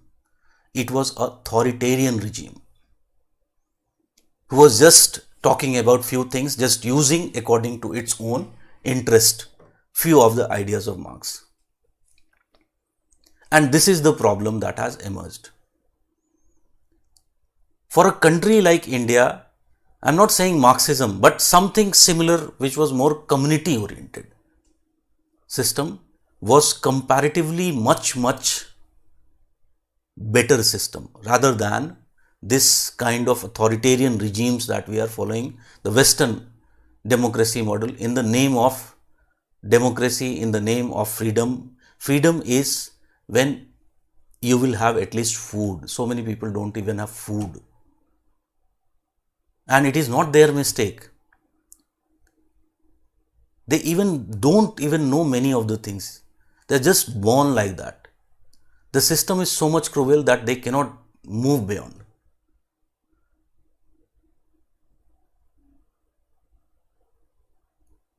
It is something like this. And we have to understand. We all have to understand this problem. And when we say, see, the thing is, when we say, suppose I am saying here Marxism and here I am saying capitalism, always remember that real world, the two extremes can never be fully achieved. They were ideal philosophies. So you will have to choose where you will be. Either you can be on this side or you can be on this side. Thing is, why you can never be in this middle? You'll never be really, in reality speaking. You'll be on this side or on this side. Because there will always be a core. And then once you have developed a core, you will ultimately add some positives from the other world or the other viewpoint to improve the weaknesses of the one. Okay? So now you have to choose whether you basically want a core which is based upon selfishness and interest of few individuals, or a core which is more community oriented. Main problem was the death of Marx and Engels. Very few people had so much of intellectual levels that they can continue to evolve the philosophy which was there. The philosophies like Gandhi, we say Nathuram Godse killed Gandhi. No, he didn't kill. It is the Gandhians who call themselves Gandhian, they are every day killing Gandhi. Because they are unable to evolve the philosophy. So this is the main problem that we have to understand. We don't have to be naive. I know, because we are born in certain systems, our social systems, our family systems, that we have been taught to be more like follower. Like वो story मैंने जो मजाक में बोला था, that अपने बाप से सवाल पूछता है. This has been, so many of us have suffered this. But we have to rise beyond everything and ultimately become humans, intelligent humans. Humanism is all about mind, thinking. It is not about, see, the thing is, when we say Marxism, when we say capitalism, always remember that real world, the two extremes can never be fully achieved. They were ideal philosophies. We have to become critical. We don't have to just follow the stupid traditions which are going on in the country. And being my students, definitely I would love if my students can develop that critical thinking. This is what I am just trying to tell you, because I know already one type of thinking is being given to you by the media and the society. हाँ, इतना भी ज़्यादा think critical नहीं होना है कि you'll be called as urban naxalists. So always that balancing approach has to be there. Okay.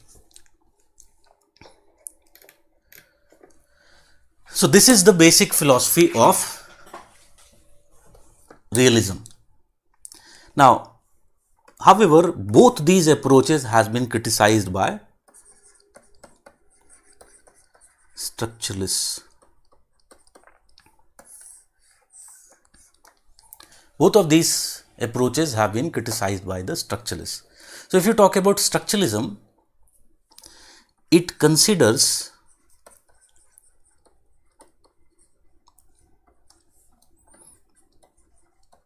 Marxism and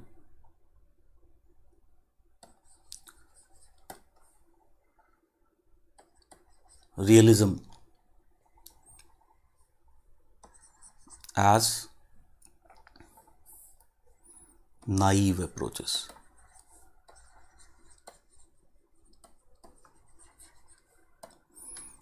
And why it says naive? Because structuralists feel that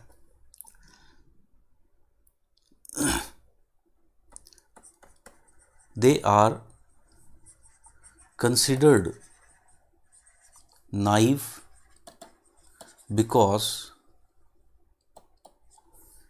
they believe that injustice or problems like injustice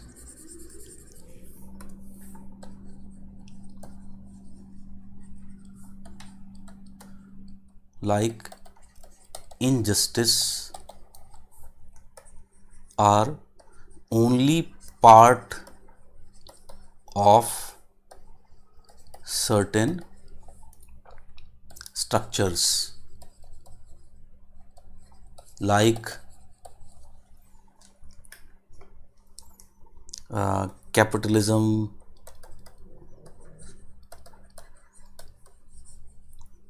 feudalism, kinship, etc. So what they believe कि if you think कि injustice, cruelty, etc. these are problems only associated with corruption, etc. it is only associated with certain type of systems, structures, then you are actually naive. Because if you closely look into how the world is present, inequality, injustice, it is there in every aspect of the world. It is there. That injustice is also there in the animal world. There is inequality everywhere in nature. So why they are called as naive? Because in reality, these problems or rather patterns exist in every part of world, comma, in every society, including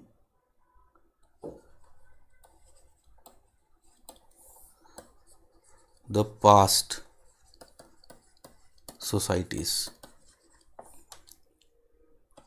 even in animal kingdom, etc. ठीक है.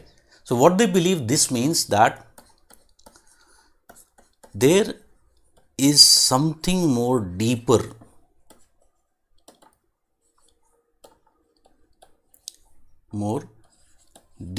cause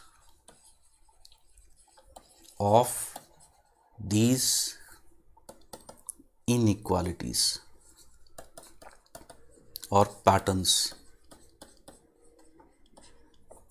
which need to be investigated. Only understanding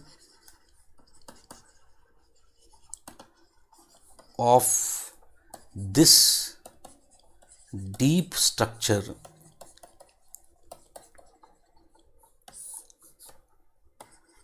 would explain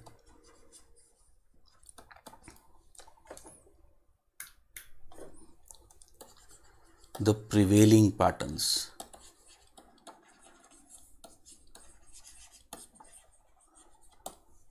Would explain the prevailing patterns and provide lasting solutions.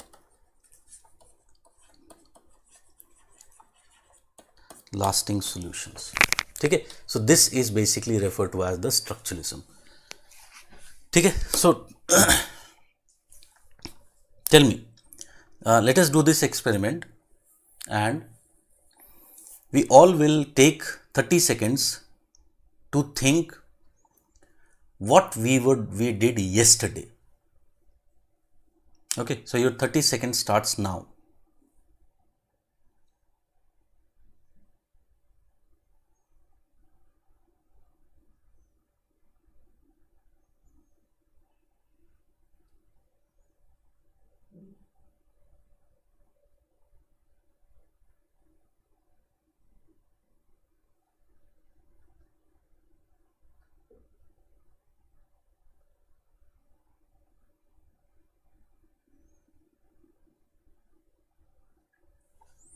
Okay, so you would have thought, all of you. Now, if I ask you this question and think again, what was the language in which you were thinking? What was the language in which you are thinking? And think this very deeply. Surajit says Bengali. Think again. If I closely look, I was making more pictures rather than language. If you deeply actually analyze, actually it was neither English, yes, it was more of a kind of emotions. It was neither English nor your local language. It was more something of totally different, where I was not thinking in words, but I was thinking. Okay? So, this is another very, very famous person, work of Noam Chomsky.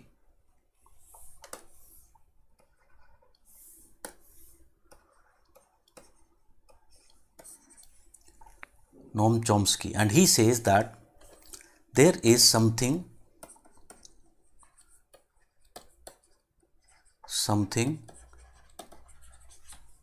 called universal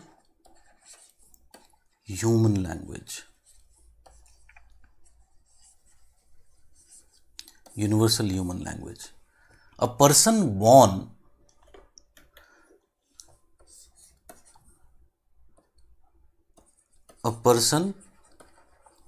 is born with this human language. He already knows this human language. ठीक है? He is already aware. just it is materialized in variety of languages we know. So this understanding of this universal human language is what? It is this is the deep structure, and Chomsky has spent his most of his life in understanding this universal human language, and he believes that once we understand this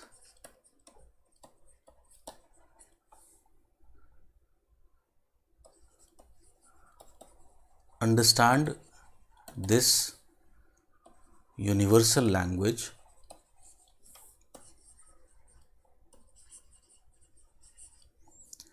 all human languages would become understandable. Many languages we have, but we don't know how to decode them.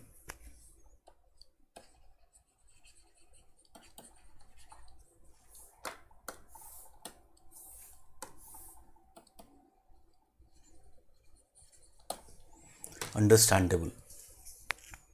Okay? So this is the basic idea of structuralism. Why inequality? There is something in nature which always leads to unequal patterns. So you have to go and understand that aspect of nature. Why always unequal pattern? You have to get that deep understanding. Until we get that deep understanding, we will not be able to find solutions to these problems of inequality. You see, so many people have come and gone. Whether you talk about Buddha, he tried to ultimately find solutions to the problems of this world. Today, ultimately, you can understand he tried to explain many things to people. Idol worship mat karo, ye karo mat karo, wo mat karo. After him, लोगों ने उसी का idol बना करके worship करना शुरू कर दिया. Must be aware, same thing with other leaders like Mahavir, or whether others you talk about, all the great leaders that have come. So what is the basic problem? Why this kind of aspects exist? And if we look, it is not only peculiar to our society. It was present in past societies.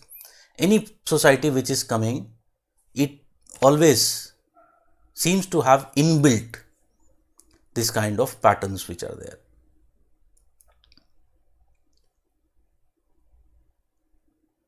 Same thing, even in animal societies, there is inequality.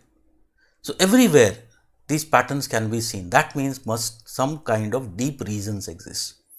So finding those deep reasons, those totally subjective domains, totally invisible domains, is what is the role of a structuralist. They think more deeper.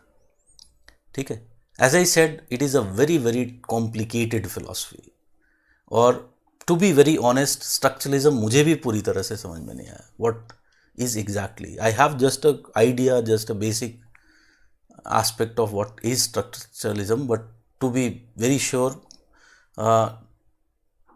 I also don't understand the full depth of this philosophy. It is a very quite deep philosophy. But this is basically what is the idea of structuralism. Can you see, very important, that when structuralism is going, structuralism is talking about the deep structure, do you think it is moving closer to some reality or some philosophy we talked about before?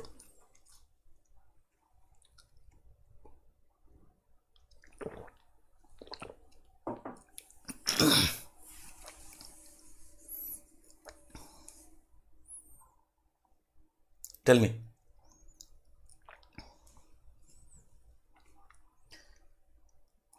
Can I say that yes, it is not transcendental, it is, we can say, phenomenology, both transcendental, existential, whatever we say, it is very clearly moving to phenomenology.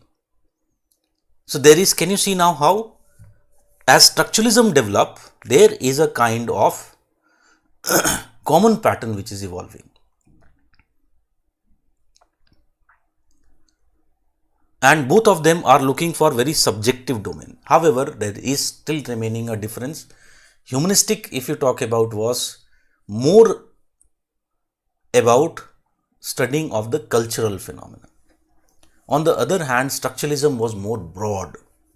It tried to connect culture with economic structure, cultural structure with economic structure, environmental structure, political structure, psychological structure. So it's tried to study the phenomena in whole, as a whole. Okay? So this is the basic idea of essentially structuralism.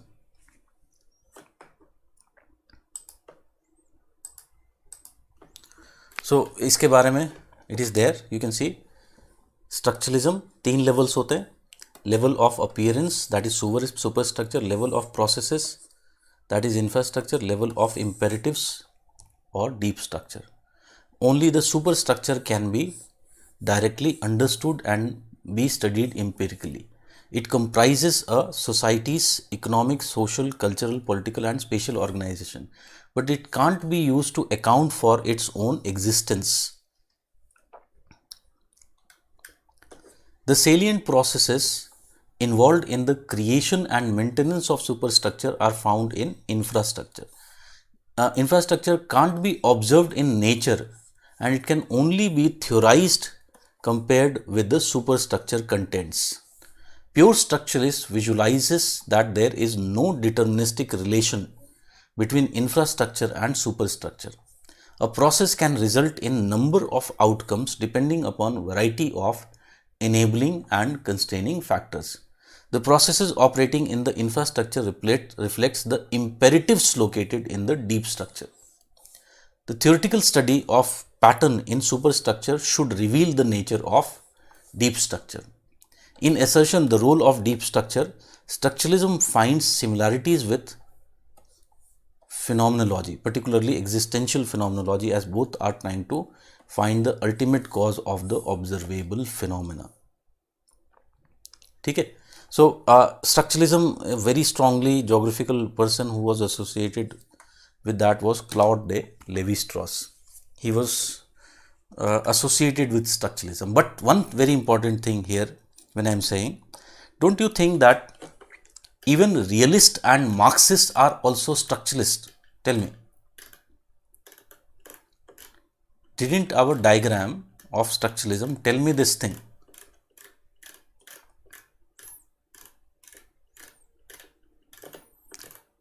So suppose एक मैंने question पूछा था 500 plus में, explain the major contribution of structuralists in geography. ठीक है, this was the question. And few just 1-2 जो मैंने class में बताया था, students were able to write etc etc. They just wrote about structuralism. But tell me, don't you think that realism is also a kind of structuralism? Don't you think that Marxism is also a kind of structuralism? They are. So when this question was asked, don't you think that I should also write about realist structuralism, Marxist structuralism? उनके बारे में भी लिखना पड़ेगा. ठीक है? But this is the basic idea of structuralism. You can very clearly understand, out of all these philosophies, one thing becomes very clear, that structuralism was the ultimate philosophy, and it was trying to connect all the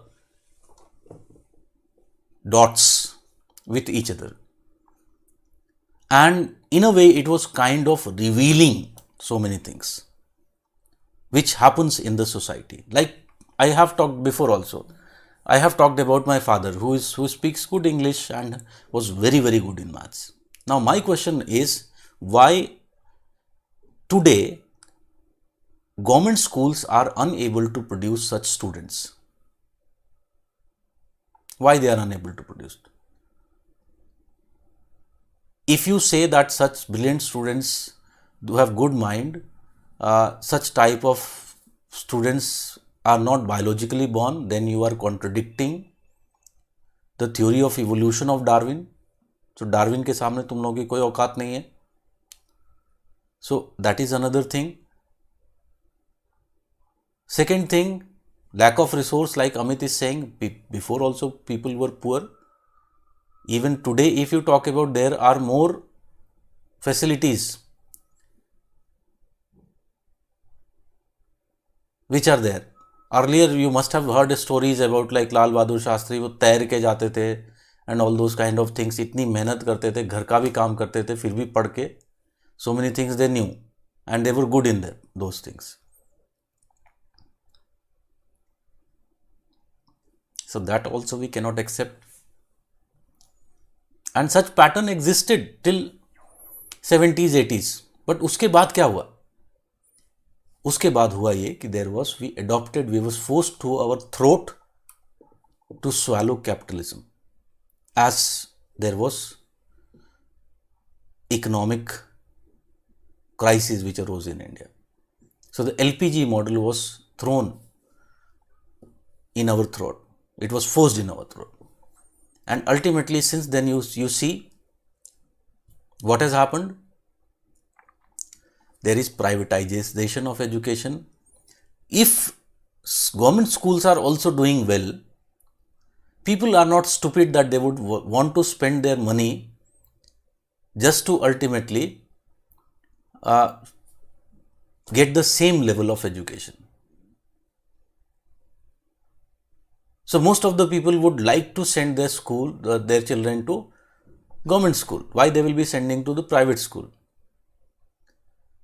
And because of this, there is purposefully this type of situation has been achieved. Take other example. You take the case of BSNL. BSNL का ही case ले लो. And BSNL I personally know because my father was very senior officer in BSNL. So I always used to ask him that why. I used to in fact mock him because वो BSNL का signal ही नहीं आता था and वो बेचारे BSNL के employee हैं. सो उनको वो रेस्पेक्ट के लिए उस BSNL वाला सिम तो रखना ही है. ठीक है. So we always use to mock him that ये देखो ये है आपकी कंपनी की हालत. And he used to tell us, in fact, he still tells us that what is the main problem. The main problem was that BSNL had actually very good infrastructure. The infrastructure which is today used by our Ambani ji and all those people, it had actually very good infrastructure, but they were not allowed to use the infrastructure. It was purposefully made sure that BSNL doesn't works. And can you see a pattern which is very similar in other, if you talk about sectors, like you say the case of Air India. Air India में same चीज. You go by flights and you'll be finding that the kind of fleets Air India has बाकी किसी के पास नहीं है. But still it is performing so badly. What is the reason? ऐसा कौन सा रॉकेट साइंस है जो बाकी प्राइवेट प्लेयर्स के पास है and Air India or BSNL etc. these companies cannot apply?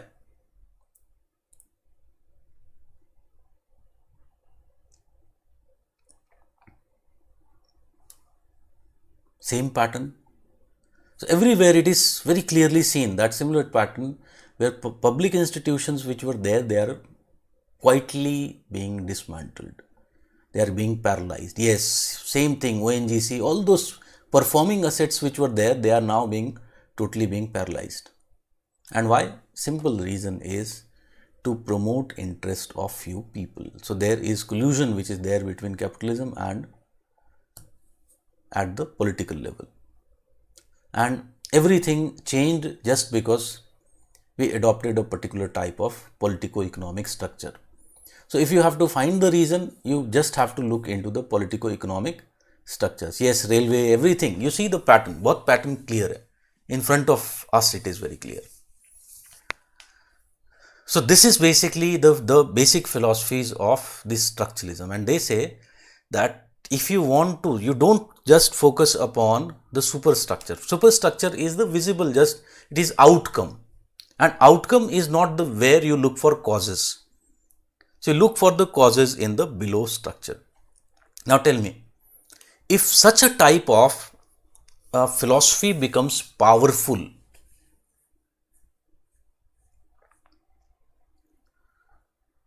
okay, philosophy becomes powerful.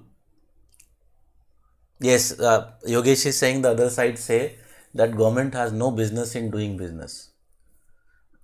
Simply a kind of, I would say, a very, very illogical thing, and you cannot remove government. If you remove government, then society would collapse. Society would collapse. And many things which government can do, and at least government, if you talk about, has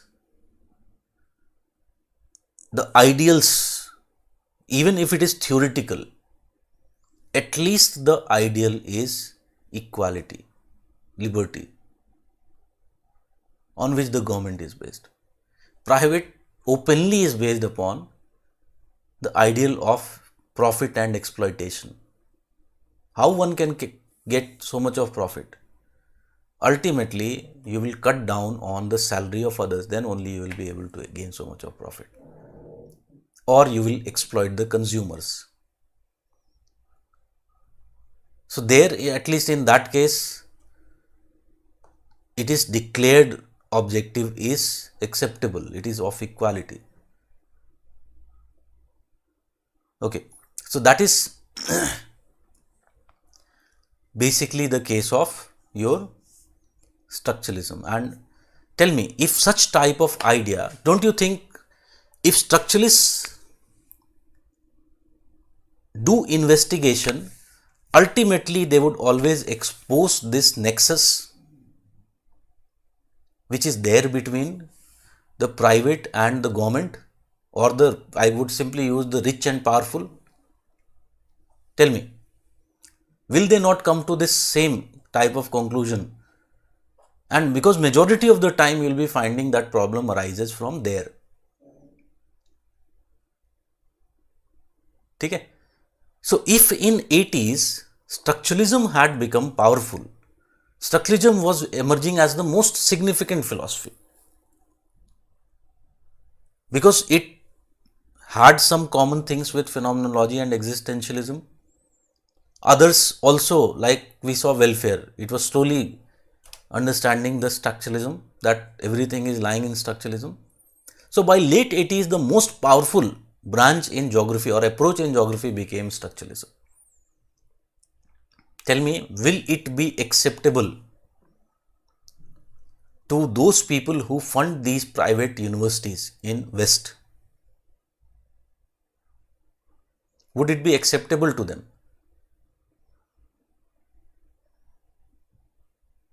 Definitely not. And they didn't had any logic to criticize what structuralists were talking about. So they created an illogical approach. I call it as a highly illogical approach क्योंकि मुझे तो समझ में नहीं आया वो कहता क्या है, and I am unable to understand anything in that. And this approach was the postmodern approach. Postmodern approach. So postmodern approach came, and postmodern approach said problem with all these approaches are that they are subverting history, geography with respect to history. History was becoming more dominant and geography was lost. Time was ultimately overpowering space, etc. etc. It says that ये pattern वैटर्न कोई भी चीज़ नहीं होती है. All this is false things. So ये झूठ है, whatever, जैसे I created a pattern of BSNL, etc. etc. So postmodern approach person follower will come and says कि देखिए this person is emotional fool and he is trying to connect फालतू में dots, just is it is his own imagination and there exists no such connections. Every phenomena is different from each other, every phenomena. So for them, now it is 10:23 p.m.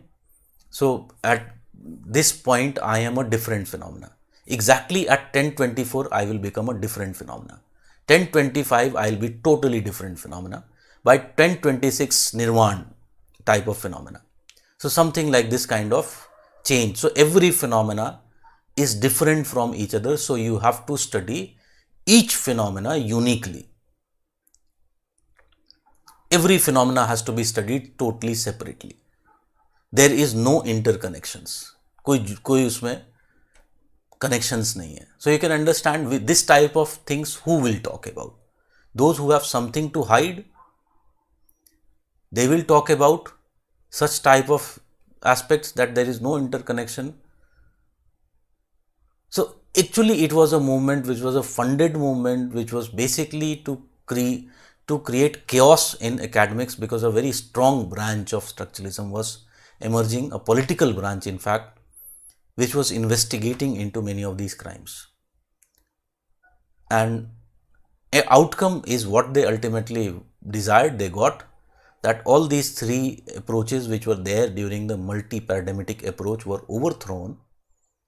And we find that ultimately as a result of that, a chaos that we talked about, the 90s crisis phase of geography, prevailed for almost a decade, from late 80s to late 90s, where there was no one dominant approach which existed. And this is how structuralism ultimately finished off. After this period, if you talk about, structuralism has survived mainly as what we today call it as critical geographies. Okay? So today it survives in the form of what? It survives in the form of critical geographies. So basically what it does, it provides a critique. Okay? And you'll say one very typical thing मैं तुम लोगों को बताता हूँ. You must have seen this kind of advocacy by many people. They would always call Marxism, structuralism as critical approaches.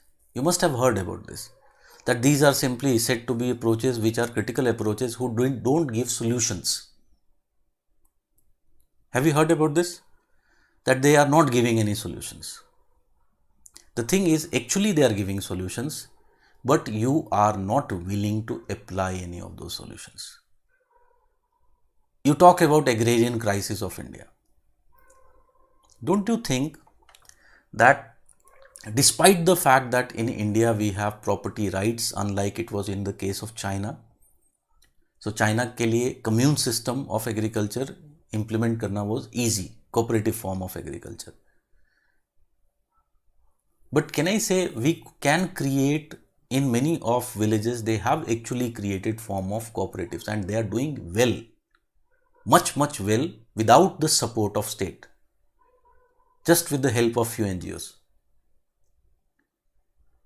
So tell me, don't you think that the glaring solution in front of our agriculture problem is, first you go for the land reforms, simultaneously you, land reforms का final objective ही था, we'll later see, corporatization of agriculture of India.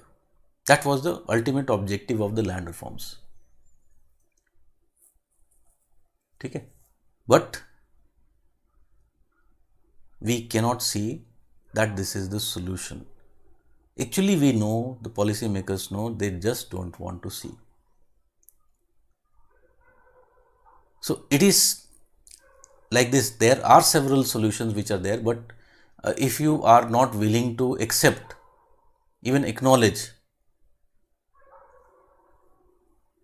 and you'll create a propaganda, you know, ये जो media का propaganda thing is, in US it is from decades, it is like this. Only thing is now this capitalism, the market oriented system is becoming global. Okay, so tomorrow we'll continue with this and we'll talk about more about Marxism. Questions have been already asked on Marxism.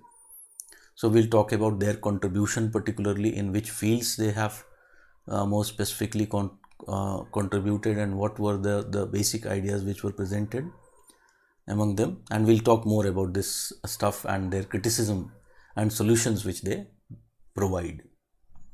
ठीक है. So will stop for today, will continue this tomorrow, and most probably जो हम कल बात करने वाले हैं we will be able to finish that in around 1.5 hour we'll be able to finish. Okay, so rest of the time I will take up questions if you would have. ठीक है. सो जो इसको क्वेश्चंस वगैरह पूछने होंगे तो you just ask those questions, I will be willing to answer. Okay, so will stop for today, will continue this tomorrow. Good night to all of you, take care, will meet tomorrow.